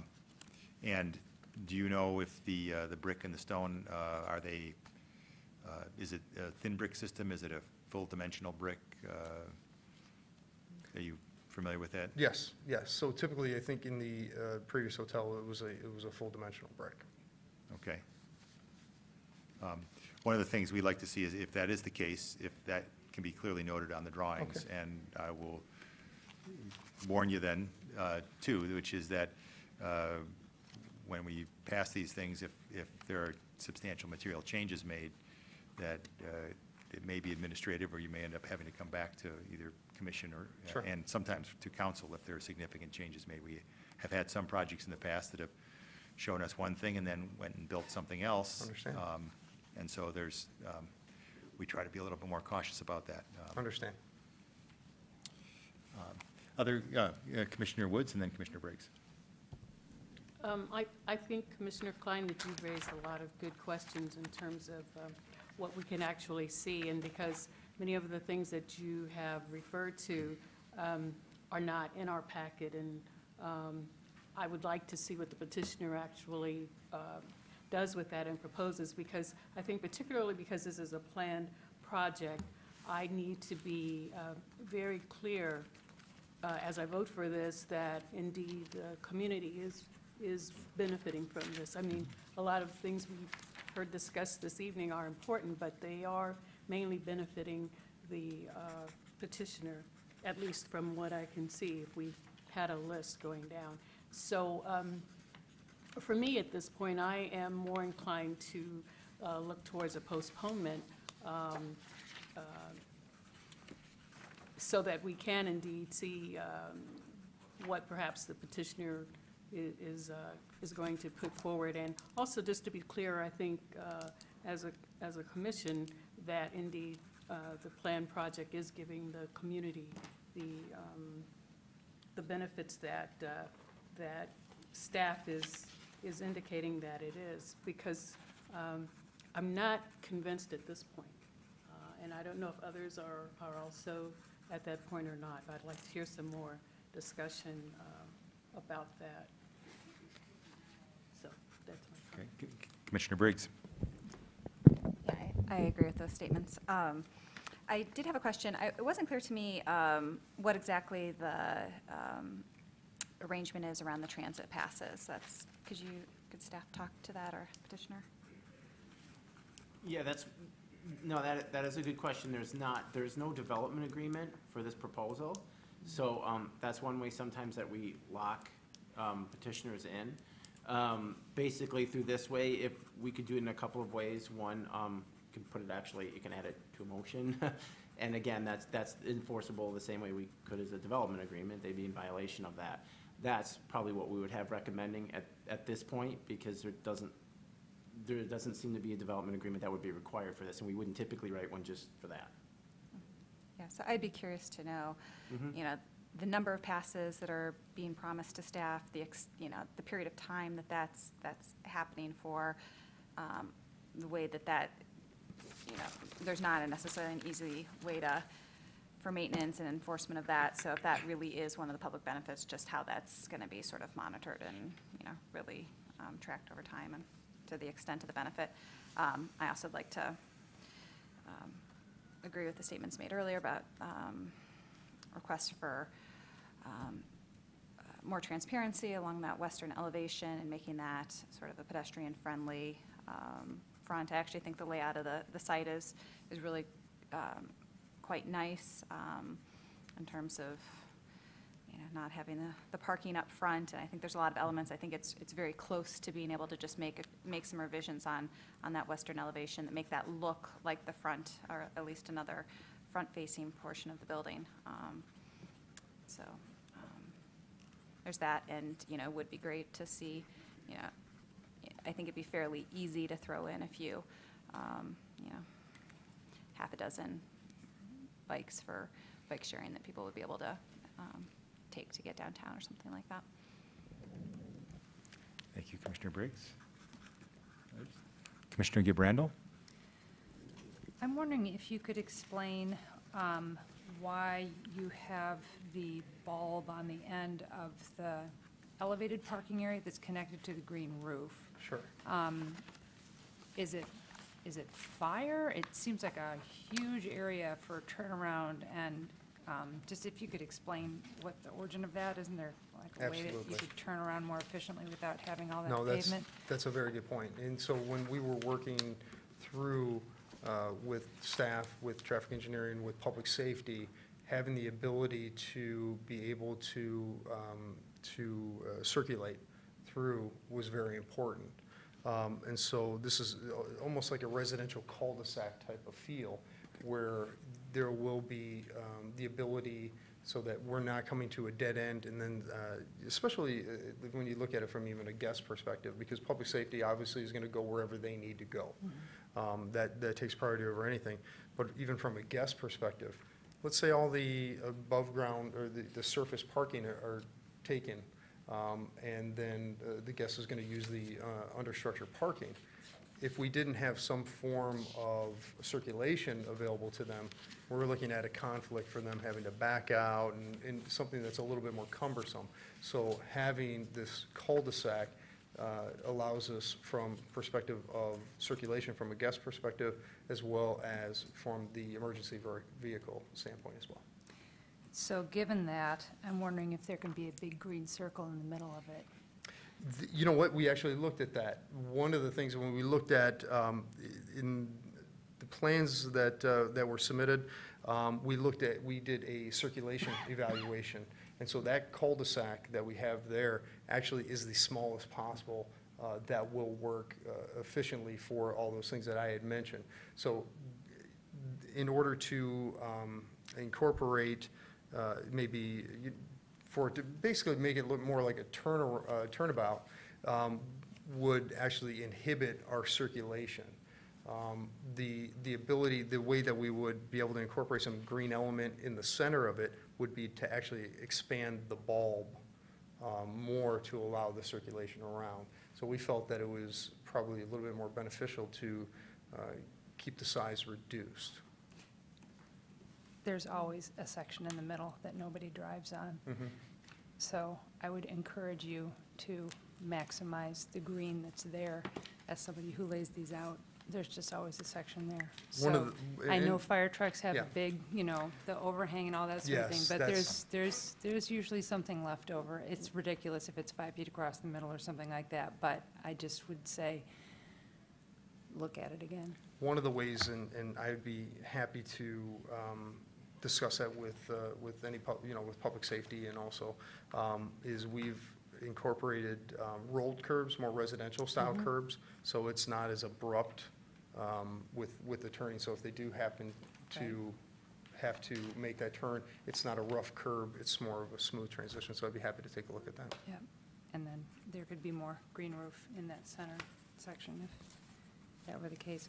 I'm happy to see the efficient parking layout. I'm really glad that you've tucked that parking underneath the deck. I think that makes a lot of sense. I'm glad to also see that you are able to handle the infiltration on your own site. So I'm happy to see those things. I too feel like I'm grasping a little bit in terms of the public benefit piece. Again, a little more creativity with that would be appreciated as well. So, and then I also feel the same way about the west face. Let it feel like the front for the thousands of people that drive by it every day that may not be using it, but that we all get to see it. So. Thank you. Commissioner Woods. Just one more comment, and this may not so much go to the petitioner, because I'm sure that they probably have done what they could do with the traffic engineering, but I too want to express concern about how folks will want to get across the street from this site over to the athletic facility or the parking area or anything like that, and it's just a concern, and we've seen that happen in a lot of other places around town, and I think before we set up an unfortunate series of events where something happens here, or too many people, find that traffic is slowed down because there's not a logical way of stopping it at that point. I just hope maybe we could take another look at it, because, again, it's not your fault, but the reality is people want to get across the street, particularly students, and we can say, go to the corner.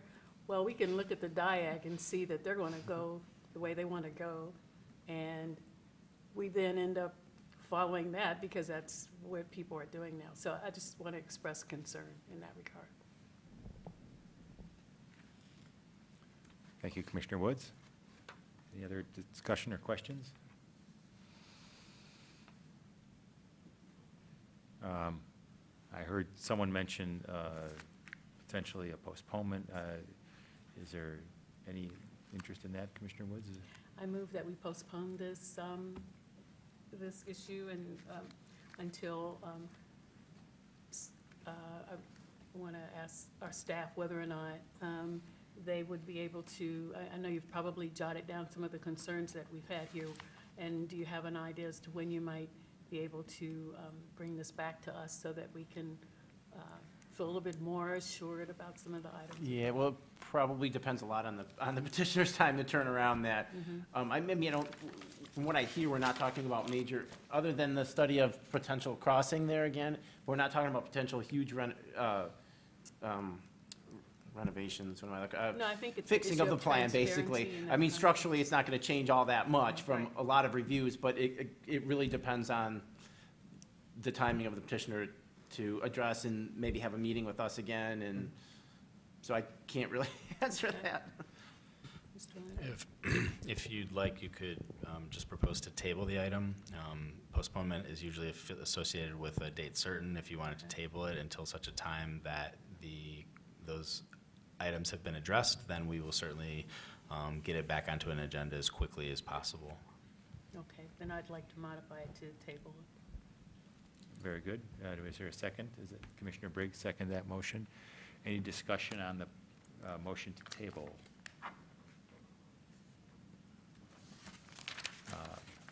Okay. All right, we'll have a vote then on the motion before us to table. All in favor of tabling, please raise your right hand and say yes. Yes. Yes. Any opposed? None. Okay. So we're tabling. I think, we gave you some good, some feedback. Absolutely. The one thing I would take away, which less specific, is to look at the public benefits, and when you return to be able to say, here are the things that we see as public benefits, and I think being able to, knock those off and explain them to us would be really important, as it will be, Absolutely. presumably at some point going to council, perhaps. And so that would be my advice on it. Thank you. Thank you. And then, Mr. Kowalski, maybe you'll have an opportunity then to, at the next staff report, to be able to share just a snippet of what the South Corridor Plan says about crossings. Right, in that location, I can. In this location, yeah, not the whole Didn't necessarily say South anything Corridor. there, but I'll provide a little bit more of a summary on what it Great, had. that would be wonderful. Absolutely. Thank you. All right, so this item has been tabled. And we will go on to our next item, which is Grace Bible Church landscape modification for City Planning Commission approval.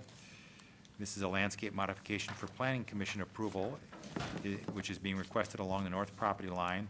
The request is associated with the administrative amendment to the site plan to add 2,858 square foot addition to the front of the existing church located on a 35.42 acre site at 1300 South Maple Road. Impervious surface will be removed and storm sewer will be needed to be rerouted. Staff recommendation is approval. We'll start with the staff report. Okay, thank you. Again, so a little background here on the site, zoned R4B, multifamily. It's basically located on the corner of Miller, where Pauline kind of dead ends into Miller. You see it a little bit better than the aerial photo. In the aerial photo, the church is on the northern section of the parcel. Obviously, it's adjacent to Hanson Natural Area, or Hanson Park, but it's a natural area. Okay, so he's, obviously, there's a little zoom in here on the, so what's before you tonight is landscape modification. As was mentioned, they are currently under staff review for an addition of approximately 2,600 square feet or so to the front of the building in this general area right here. So that review is ongoing and kind of pending, basically complete pending on what may happen here tonight. So again, what they're requesting is a landscape modification for a couple of points, really to allow basically their existing landscape plan to remain. They do not need to add a stormwater detention. They are removing an equal amount of impervious surface as what will be added, and it's not a very large amount that's added because it's in this area right here.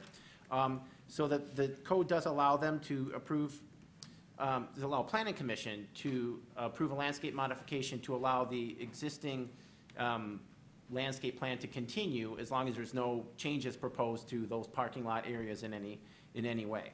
And that's the case here. There's several landscape islands that do have mature trees in them right now. Obviously, removing them to depress them would be a, might be counterproductive. And again, they're not actually increasing any impervious surface on the site. The other one that is required through, would be kind of a conflicting land use buffer. That's really would be along in this area here. And there's quite a few trees in that. It's very heavily wooded in that area right there. If you've been through there, and it's a pretty high quality natural woodland as well. So it was pretty much, as it was viewed, our natural resources coordinator, she does support the request because again, there's no alteration planned in those areas at this time. And I believe that does summarize up the report, and staff would be recommending approval of the landscape modification at this time. Thank you. Thank you, Mr. Kowalski. So I'll now open the public hearing on this item. If you'd like to address the commission, please step up to the podium, state your name and address for the record, and please sign in as well. Hello, Mr. Chair. My name is Rob Wagner with Midwestern Consulting, and I'm the civil engineer for Grace Bible Church. I have Dick Sturkin, who is here representing Grace Bible Church, and we're just here in hopes that you would grant the modification and are here to answer any questions that the commission has. All right, thank you very much.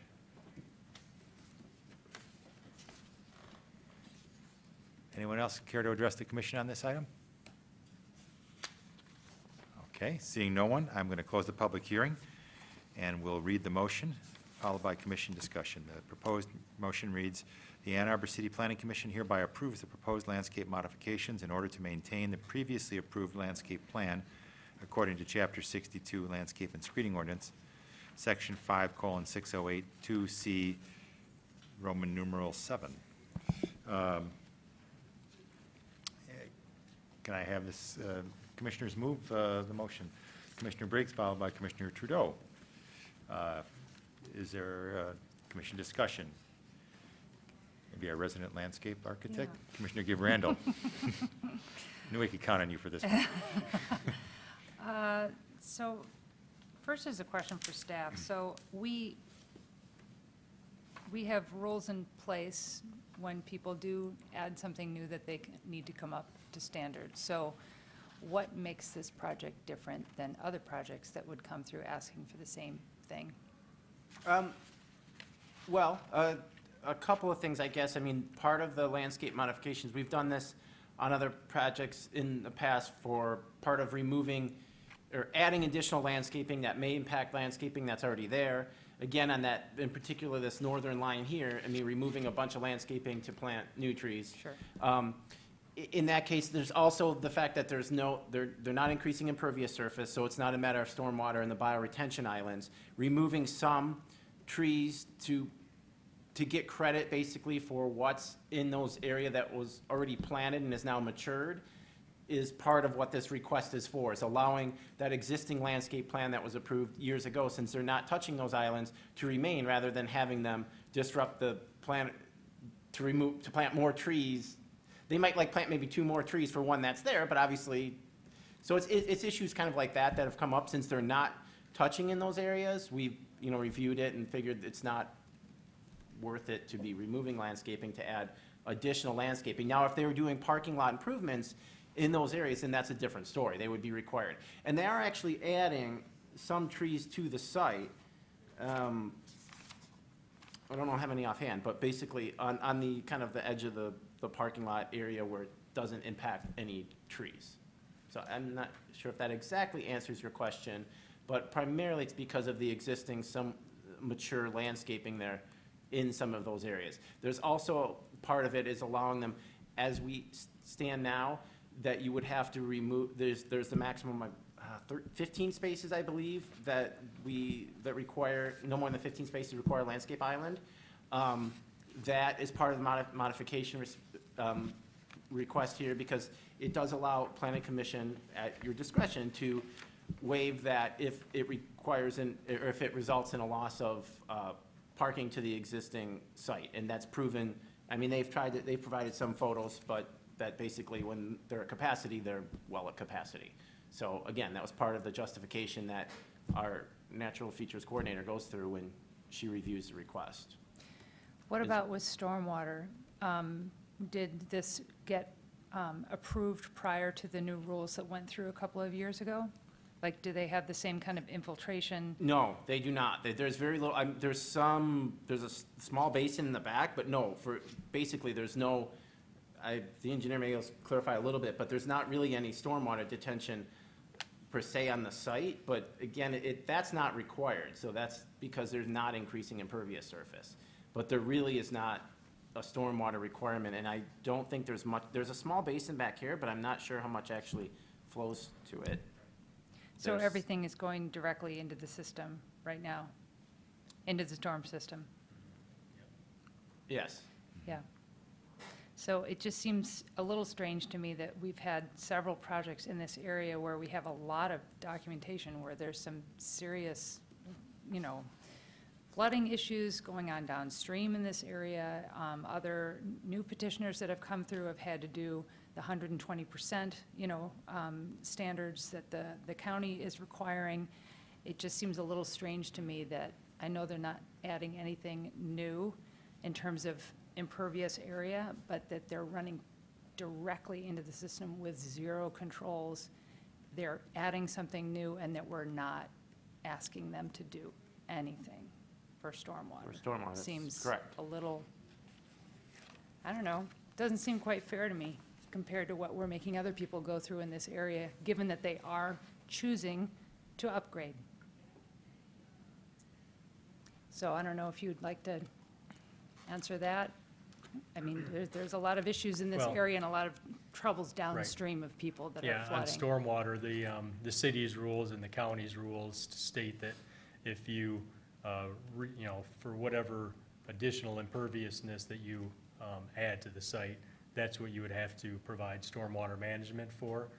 In this case, we have a small addition, and we're removing existing pavement. We're removing existing parking area, down where Matt is kind of circling that area. So there's going to be no net increase in imperviousness, and that actually, meets the rules for the county and the city. I feel like it meets the rules, but we're also would be giving you variances in all kinds of other ways in terms of your landscape. So I know city staff has reviewed this and everything, but I just kind of feel like we're not being terribly consistent across how we're kind of handling stormwater in this area. So you're asking for all these variances with your landscape, and often when you're doing that ask, there's some sort of giving back, and I just don't see anything here. Yep, I mean, I don't know, you've can seen you our confirm? landscape. I mean, is there anything that we're giving a lot on here? We're asking, they don't have to meet all kinds of standards, but we're not, there's nothing that we are gaining from it. And there would be an opportunity because this area is suffering in terms of stormwater, so. From my experience on commission, this is not an unusual landscape modification that we've given for projects that are not doing a significant amount of work. My question is, most often we see it's very minor. This one does seem to have a little bit more. I'm not sure how big the proposed addition is. I think I've read it, but I'm not recalling how big it is. It's a couple thousand, 3,000 square feet or something like that. And I'm not, from where it goes, it looks like it is taking up, you know, impervious area, so they're deducting it elsewhere. But I can say that I believe this is not inconsistent with what we've done on other projects with similar relatively minor things. I'm not disagreeing that there's an opportunity here to improve stormwater conditions, but I don't have the, you know, a long documented history of that. That's my recollection, so I wouldn't put all my faith in that. Mr. Leonard, do you have anything more specific? I think you're wrestling with our code. Our code, as Mr. Kowalski indicated, when there's no net gain of impervious surface, there is by definition not that requirement to meet the current standards. As it relates to the landscaping, that standard does exist. So if you, as the commission, don't feel that this modification is warranted, that is why that provision is there. But to be clear, our ordinance does treat landscaping and stormwater very different from a Right. threshold perspective. Right. And to be clear, you know, I don't think it's worth it to dig up a bunch of big mature trees and things like that. It just, and you can't necessarily mix these different parts of the code like I would like to.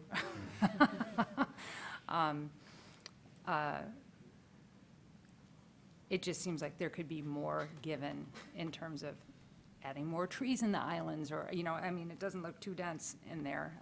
You know, there's all kinds of things with heat island effect and stuff like that that could be done. No, they're doing some, but it doesn't feels like a lot of give and not a lot of, or a lot of give on the city's part and not a lot of gain from. Well, I can't comment directly on that, but what I can say, there are, and I didn't include, it's included in your packet, but there are a number of, you can see here, they are planting new trees on the site. So they're meeting it the best that they felt that they could. So it's not a complete wave of all the landscape modifications, but. But there are big bulbs of parking lot island here that don't have any trees on them at all. And it seems like those would be really easy to place 1, 2, 3, easily, just in that one area, let alone some of the other parking areas too, so. Would it be appropriate if we worked with staff to enhance with a few trees? I mean, the church is right here. Yeah, and just to add, there are, maybe you can show on the plan, I think there are at least 15, 20 trees that we are adding, as well as trees along the Hanson Park area, buffer along the front. Yeah, and There's a lot of landscaping that's right. yep, and along the Hanson Park area, we know that a lot of city residents park back there, and we wanted to kind of leave that a little bit open so that they could access the nature area through the church's site. Yeah, There is, I will just say they are adding the required, the right-of-way screening, just that along the park area, well, it's a shared parking lot, but along kind of the northern parking lot right there, and along the edge of the parking lot, the east side of the parking lot there, so they will be technically bringing it up to the code in that area for the right-of-way buffer. I'm one person though, so. Just, I'll follow up on that with a question about the parking. There's a significant amount of parking on site. Is it regularly utilized on Sundays? Is it filled? Yes. Okay, so it's not over capacity in other ways. Because another thing you could offer up is if there was a way for you to remove more impervious surface, that would be something that would also be helpful in terms of reducing the stormwater runoff, in theory at least. Could you tell me, there's a note on here that says proposed HMA pavement? Oh, that's just hot mix asphalt? Oh, okay. All right. So it's just patching that area where I'm guessing the sewer line is coming out of and right in front of the entry, or fixing in front of the entry? Yes. Okay. Okay. Appreciate that. Okay. Other questions or comments from commissioners? talkative a bunch tonight. Are we ready to act on this? Looks like yes. Okay, all in favor of the motion as read, please raise your right hand and say yes. Yes. Yes. Opposed? That's Commissioner Gibrandal voted opposed. Thank you very much. Okay, thank you. Thanks, Matt.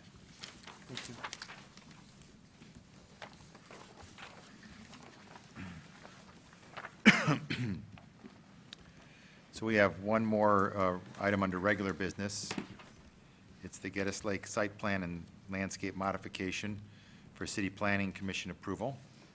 It's a proposal to construct 55 new parking spaces along Sky Knob and Water's Edge Drives, provide a new infiltration basin, restore Lake Haven drain, raise the top of South Pond embankment, and extend a water main with hydrant to serve office and community center at Geddes Lake condominiums located on a 62.45 acre site at 3000 Lake Haven Drive. Ward 2 staff recommendation is approval, and we'll start with the staff report. Okay, thank you. Again, we'll start with the aerial photo here. As you can see here on Parkway is on the left. You can see obviously the ponds near the center of the site. Zoning map, right here. And the site plan, there's a lot going on there. Let's see if he's got, so I'll read through again what the petitioner is proposing and why they're here before you tonight. There's a couple actions. The site plan for planning commission approval is due to they are adding 57 new parking spaces that are kind of sprinkled in various locations throughout the site. If you can see in your packet, it's a little bit clearer, but at pretty much a lot of areas where they could fit parking in, they did. That was due to, again, a determined need for them to have the parking. I mean, resident concerns as well as, from what I heard, the management concerns at the location as well. So with that, so that's this plan that's before you tonight, the planning commission approval for the site plan. However, they also, so with that, they do need to do a couple of improvements to the stormwater detention system as well as landscaping improvements. So they are doing a series of improvements. See if we've got these in the correct order. They're doing a series of drain improvements that run through the site, primarily in, I'll take it in order that they're in the packet, basically. A new infiltration basin on the east side of the Water's Edge Drive to address the increased impervious surface. We will go, okay, well, I don't know if he's got to zoom in directly of that area. But that's basically, it's an entirely new infiltration basin designed to help meet the additional stormwater needs from the additional impervious surface that's proposed. They're proposing to restore the Lake Haven drain, which is this area, or sorry, not Lake Haven drain.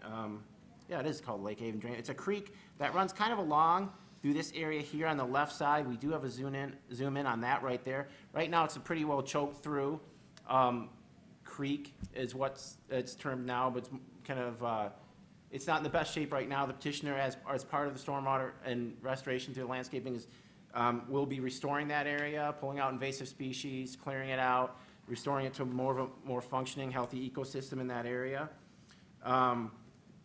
They will be also doing a series of dam modifications to the ponds on the site, as you can see, are, oh, there we go, are created by a dam system that was in there, that was installed. So they are improving the dam system as well. That will help with additional, well, we'll let the petitioner is here tonight. He can speak to a little bit more of the details regarding the engineering. I apologize, I'm not as schooled on that.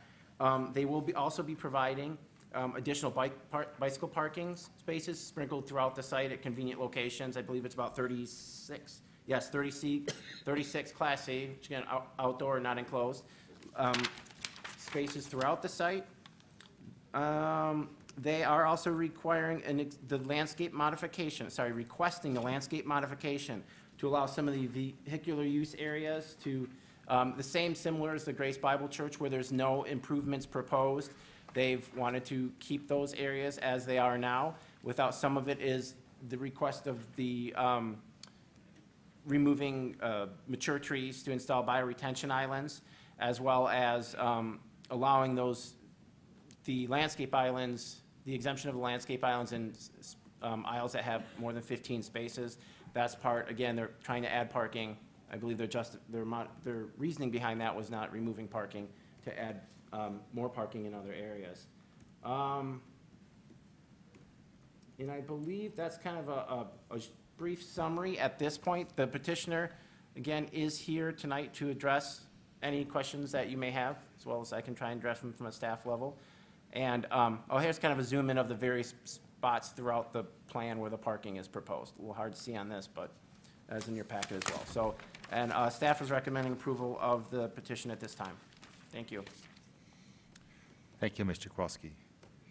So I'll now open the public hearing on this item. If you would like to address the commission, please come up to the podium, state your name and address for the record, and do remember to sign in. I'll start out. My name is Ken Cousineau with Engineering Technologies. I'm the engineer on the project, and I'm here with several members of the community, Geddes Lake community, members of the board, as well as other residents in the community. I know we put an extra burden on your planner this evening, Mr. Kowalski. This plan has 7 or 8 different dimensions to it. We were putting together a site plan primarily because we wanted to get some additional parking spaces, which tipped us into additional stormwater requirement, bioretention requirement, and at that time, we found some deficiencies in the system that was there. The dam was too low. It didn't provide any freeboard at all in case of an emergency or excess flow. We're in the Millers Creek Drainage Basin. This is a bypass as part of the Millers Creek Drainage, and we're that bypass, and that dam gets precariously close to the top, so we thought we could bring that back to the approved elevation and put a hard crest on it so we didn't have a washout and a dam failure. The Northern Creek, most of the water in this site is 62 acres is Geddes Lakes, but the drainage basin is almost 300 acres. So most of the water coming into the site is from off-site, upstream, and upsize areas. There's a 36-inch pipe at the beginning of that drain, and we contribute, I think, 1 or 2 catch basins to that drain. So bulk of that water, but of course we get a lot of sedimentation. So what's happened is it's just completely filled up with sediment, started to meander, overtops the road, and creates a safety hazard for fire and safety to be able to get to parts of the housing that you can't get to past the flooding. So I apologize again, man. I know we threw a ball at you here with all these different elements, but certainly would take a look at it. If you have any questions, we'd be more than happy to address them. All right, thank you very much. Anyone else like to address the commission on this item?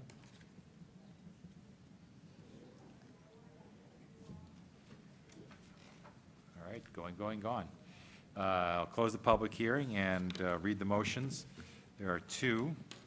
The first reads, the Ann Arbor City Planning Commission hereby approves the Geddes Lake 3000 Lake Haven Drive site plan for Planning Commission approval.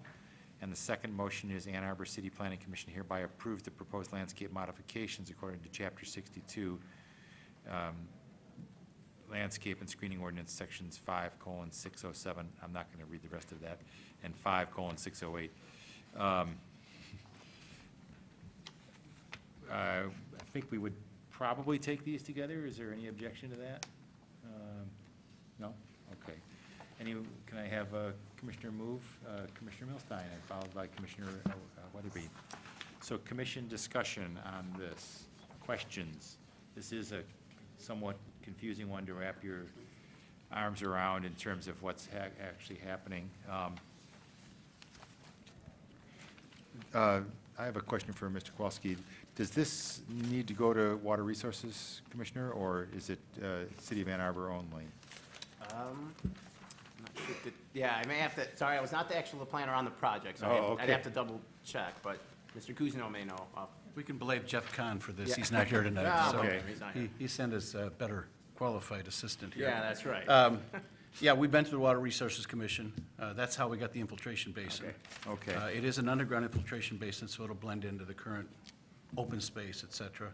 There's no open water. There's a sedimentation basin as well, so we clean the water, allow infiltration. We've done the perk testing, and they've approved it already, so. So you have it approved by Water Resources? Yep. Okay. It's on record. Okay, all right, thank you. That helps. Other questions and discussion? Commissioner Weatherby? So, 57 parking spaces seems like kind of a lot.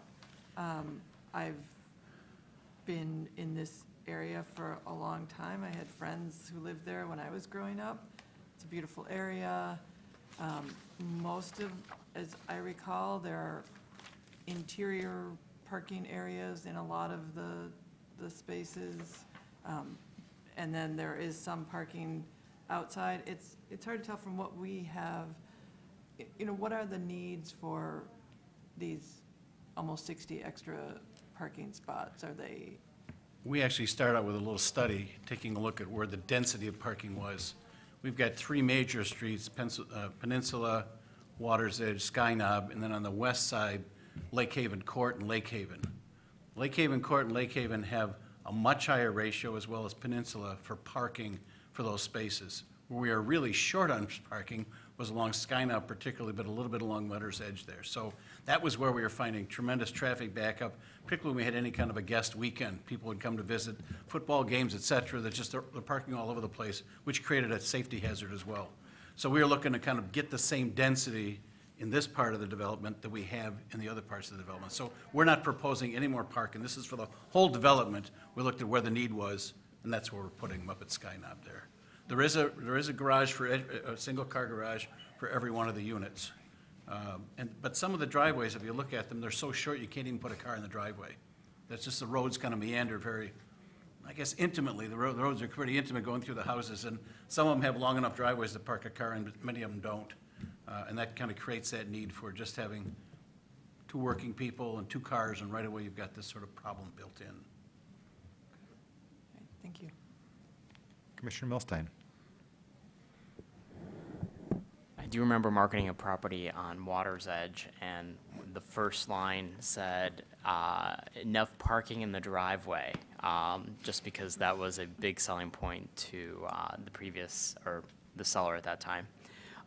So to just piggyback on that, there is a parking issue at Getty's Lake. I see it firsthand anytime I'm showing properties, especially on weekends, where you have 3-bedroom units, 2.5 baths, and one parking spot, really the garage. That's where it becomes a problem. So where they're putting the parking are obvious places. I know we don't like to add parking, but I think in this situation, it's really needed in Getty's Lake. Thank you. Any other questions, comments, discussion? Commissioner Woods and then Commissioner DeRando. I would agree with that. I used to live in Getty's Lakes for about 16 or 17 years, and luckily we moved before our kids were old enough to be driving cars, so otherwise that would have been a problem. But it really is a beautiful area, and I am glad to see that there's going to be work done to, to get out, I'm assuming, some of the sediment or whatever that's clogging up some of the ponds or what have you. But could you explain, you said something about you're raising part of I know you said you're doing something with the dams. I was wondering, where are the dams located? And There's only one, Okay, where is one true dam. Uh-huh. It's at the very south end down there. There's the two at the top and right down to the bottom. They built that dam by simply putting an earthen obstruction, so to speak, in a deep drainage course. This was a former gravel extraction area many, many years ago. Right. And it was in the late 60s, 66, 78, somewhere in that area, they actually started to create this. So at the south end, they put this embankment across there, and there's two overflow structures. They're basically 4-foot round catch basins that the water would stand at that level and overflow. Mm-hmm. And then when the city passed the stormwater utility plan, I guess it's just an ordinance, right? They wanted to provide more detention because there was no detention when it was originally built. Mm-hmm. So they put control structures on top of those two outlets. So I have a 11-inch wide weir opening at each of those, which constrict, which means I'm using about 2 feet of that lake now for detention. Mm-hmm. And again, going back to, it's not just our detention, not just our 62 acres, it's the 300 acres that are coming at us that are being detained in that pond. So we're controlling the amount of flow for that whole region in our drainage district, which controls the outlet into the Millers Creek drainage area, which has its own problems. So this is a real help. But when we started to do our work on the driveways and stuff out there, and the paving and the parking spaces, it became clear, we did some survey work, we did an aerial, which you saw on your plan, and we could see that the top of those overflow structures is about 2 inches lower than the top of the dam. So when we've got a full 100-year storage in our detention, we're real close to overtopping this dam. And the last thing we want to do is have that dam fill, because it would fill in a wetland, go all the way probably out of the Huron River, cross part of Geddes Road. It would be a real catastrophe. So we wanted to get it back. It was approved to be 9 inches higher than it is. Either it didn't get built or it subsided. I think it didn't get built. But it should go back to that elevation, and rather than have an earthen top, we're just proposing to put precast concrete across there, sections bolted together, which gives it a hard edge, so that we don't get a little bit of water over the top, starts to make the whole thing fail. This creates a hard edge, so you don't get that progressive failure of an earthen dam. So that's what we're doing there. And those ponds are really deep, aren't they? About 17 feet deep in the deeper section. So there's a very lively aquatic life in that, both plant and animal. We got surface, of course, the ducks and the geese, but we've also got fish and different other kinds of creatures living in the water. So they've been studies on it. People in the community are part of the Huron River watershed and very interested in water quality and seeing what they can do. And so probably some future date we would like to see about enhancing that. For instance, we're getting a zone at the bottom that has very low oxygen. We want to find a way to kind of raise the oxygen level to improve the quality of the life. And so that's kind of an ongoing project. It is a community that is very environmentally sensitive and very interested in, for instance, every year they plant dozens of new trees. They're just constantly in this program of keeping their landscape up and improving it. So they've been fun to work with. Right. Commissioner Gibrando? 2 things. The first is, we didn't get this sheet included in our packet, but if you could summarize what you're doing to the proposed drain restoration area, could you just verbally describe sort of what you're going to be doing to restore the channel there? As an engineer, I'm not the most sensitive guy in the world, but we do try and fit things together. There's a 7x4 box culvert that goes underneath the drive that goes to that Lake Haven court there, and it's about 2/3 full of sediment. And we've cleaned it before, and as soon as we get one rain, it's full again and blocked. So we really need to get the base elevation of that drain restored properly. So we provided a cross-section to it. We have talked to both the city engineering as well as the county on doing that project. And so we're proposing kind of a little sedimentation basin right at the outfall, that 36-inch coming in, and then just leveling that out. We're going to preserve as many trees as we can. Most of the stuff that's grown up are just a lot of little 1-inch, 2-inch trees. If you drive by there, you can see it's populating like crazy. And we really need to get those out of the waterway and then restore that so it's something mowable. We'd like to have a mowable surface, maybe once or twice a year, just to keep the woody plants down and let the vegetation grow up along the edges and stuff. So I don't think that they'll see much of a difference from what they see now, but the drain itself will function. It ties right into the side of the Miller Creek, just north of our entrance drive there. Right, so when you say mowable, does that mean, what kind of vegetation are you thinking of putting back in order to stabilize it after you've, cleared stuff out of there? We're looking for something like a 1-on-3 side slope. There's a cross-section that was proposed. We're not proposing to do that work this year because we have to go on and get a DEQ permit, of course. Right. Because we're within the drainage way of both the dam project and that creek cleanout project, Right. so. I guess I would encourage you to, because I know I used to live in this neck of the woods at one point too.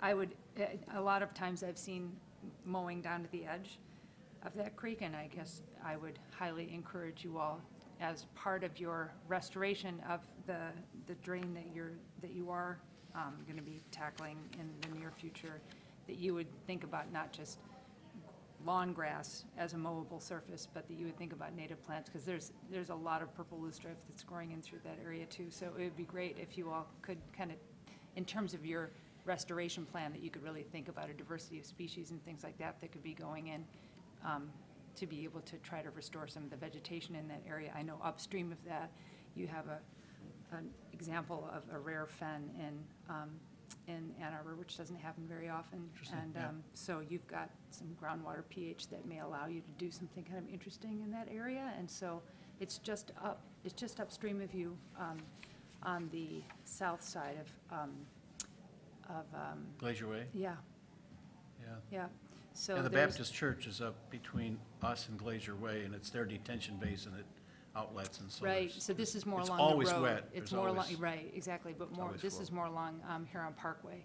Okay. The fen is just up there. So I guess as you're clearing all the crap out of there, and I totally agree with you, you're gonna have to restore things too in terms of vegetation. I just hope that you would be sensitive Okay. about that as well. They do have an active committee that's asked me lots of questions, so That's great. it's certainly part of an interest in the community. And then so I grew up not too far from here, and I used to cut through all the time on Lake Haven Drive, which I saw later that they, closed off when they redid Glacier Way. So I've just always wondered, with those kinds of streets where we're not actively using it anymore, why do we need to keep that to be impervious surface? Can't we just keep I mean, that would be another kind of way to take some things offline there in terms of impervious area that, who knows, maybe it would equal the amount of your parking that you're putting in. I can address 1/3 of that problem, because only 1/3 of that route drive up there is on our side of, there's a gate there with a lock that the fire department maintains. I see. They want a secondary means of access. There's only one means of egress, access into this entire development. Right. So they want a secondary keep it. one. Yeah. We haven't done any maintenance. 2/3 of that is actually on the Baptist church property. Right. And the third that's on ours is actively used, because our maintenance sheds are right along there, Okay. and that's the access. So you don't own the So whole we want to thing in keep terms that of open, we don't controlling own the that. whole Sure. thing. Okay. I'm not even sure if it's a public street, but it's something the fire department requires that we maintain. So there's just a metal bar gate there with a lock Yeah, that I've they seen can, it, yeah. they can clip at any time. Okay, all right. And I Just will say curious. also, on Wednesdays and on Sundays I've driven by, it's packed with cars for the Baptist church. Oh, yeah, So it's sure, an right. auxiliary parking space. see. Or the fast escape parking spaces, I'm not sure which ones. Yeah, and they can't park on But Glacier Way there for they sure. keep so- it open, so you Yeah. can still get a vehicle in there like a fire vehicle, but it's used. Yeah, okay, thanks. Thank you. Any other questions or discussions? The motion included our request for landscape variance. Were they clear, what we were asking for? I just want to make sure that you knew what was in that motion. Since you brought it up, why don't you help clarify? We're asking to use the existing vegetation. Between every one of the driveways, we've got a little 8-foot wide island with a tree in it, or sometimes a little garden space, a rock garden with some grasses and some plants and some perennials and annuals, and they keep up on this stuff. And for us to provide a bioretention area, we'd have to start taking all those things out of there. So we actually created one large bioretention area in an open space with some parking and access to some playground equipment. So it's a place to go jogging and walking and some parking, and created all the bioretention area you needed there. But we didn't want to have to take out all the trees that we have in order to put trees that we, kind of replace them. But the project was built in 2 phases, with Sky Knob and Water's Edge being one phase, and the rest of it being the other phase. And we weren't doing anything. There's no proposed parking spaces, there's no additions or deletions. We said, can we just leave that alone and not have to do the vehicular use area? Can we just leave that alone? And then can we use the trees we have as part of our requirement in the area we are working in? So that was the 2 requests that we had. Okay. And that's the 2 motions I read. Yeah. Do you have a question, Well, it Commissioner? just seems to me that this is different in some ways than the previous project, and that I see many, and just from me being familiar with the area, there are way more existing trees in this site than there are in the site from before, which had very few trees in their parking lot islands. So in my mind, that's a different story. Okay. I think we're ready for a vote here. All in favor of the motions as read, please raise your right hand and say yes. Yes. Yes, that is unanimous. Thank you for your very informative question answering. Thank you, Matt. Thank you. This takes us to item 10D. I guess I missed this. We have one more item. Approval of the 2017-18 Planning Commission meeting calendar. Mr. Leonard, are you going to guide us through this? Will there be a presentation, public hearing? No. And commission discussion? I hope simple adoption. As is, you are probably more accustomed to this than I am in my tenure thus far. About this time each year, we adopt the coming calendar for the Planning Commission. It tracks the city's fiscal year, which runs from July 1st to June 30th. And this proposed schedule reflects a very similar pattern of previous years, which is your typical first and third Tuesday regular business meeting, second working session meeting, and noted meetings that are moved in most cases to Wednesday because of either conflicts of oftentimes they result from a holiday conflict either on that day or a holiday conflict on the Monday in which City Council gets pushed to Tuesday and you get the boot from this room. So that's what all the ones reflect, and upon your adoption of this calendar, we will of course publish it both in Legistar, post it, and City Hall, and will be our Bible for meeting schedules going forward. Oh, okay. So I guess we'll say all in favor of adopting the calendar as presented. Please say yes. Yes. Yes. Yes? Anyone opposed? Okay. Can you have somebody move, Oh, did we need to- designate somebody who moved and supported that? I'm sorry, Commissioner Milstein moved and Commissioner Weatherby seconded. I Great. didn't realize. That's what I saw it happen. I thought I saw that. Yeah. I saw it too. Yeah. It's just slow motion. Thank you. That takes us to 11, audience participation. David, this is your chance to come address the Planning Commission again on any item whatsoever for 3 minutes. Well, I don't think I'll need that long. I just want to make a quick comment about as you reconcile what's needed up by the Homeward Suites site and what's in the State Street Corridor Plan, keep in mind that that corridor plan was finished about 6 months before the Edwards Brothers property was sold. I'm sure they knew something was going to happen to that property, but I'm not sure that they fully understood the magnitude of the $168 million athletic campus that was going in, and that the needs may have changed a little bit since that State Street Corridor plan was completed. So keep that in mind as you review those things. Thank you. Thank you. Appreciate you Helpful. for reminding us that. Yeah. And since there's no one else here, I'll assume that the audience participation is over. Any commission proposed business, commissioners? Anything that anyone would like to draw to commission attention, something new, something? Nothing? Okay. I think we're all worn out tonight. In that case, I will entertain a motion for adjournment. Commissioner Woods, followed by Commissioner Trudeau. All in favor of adjournment? Please say yes. Yes. Yes. We are adjourned.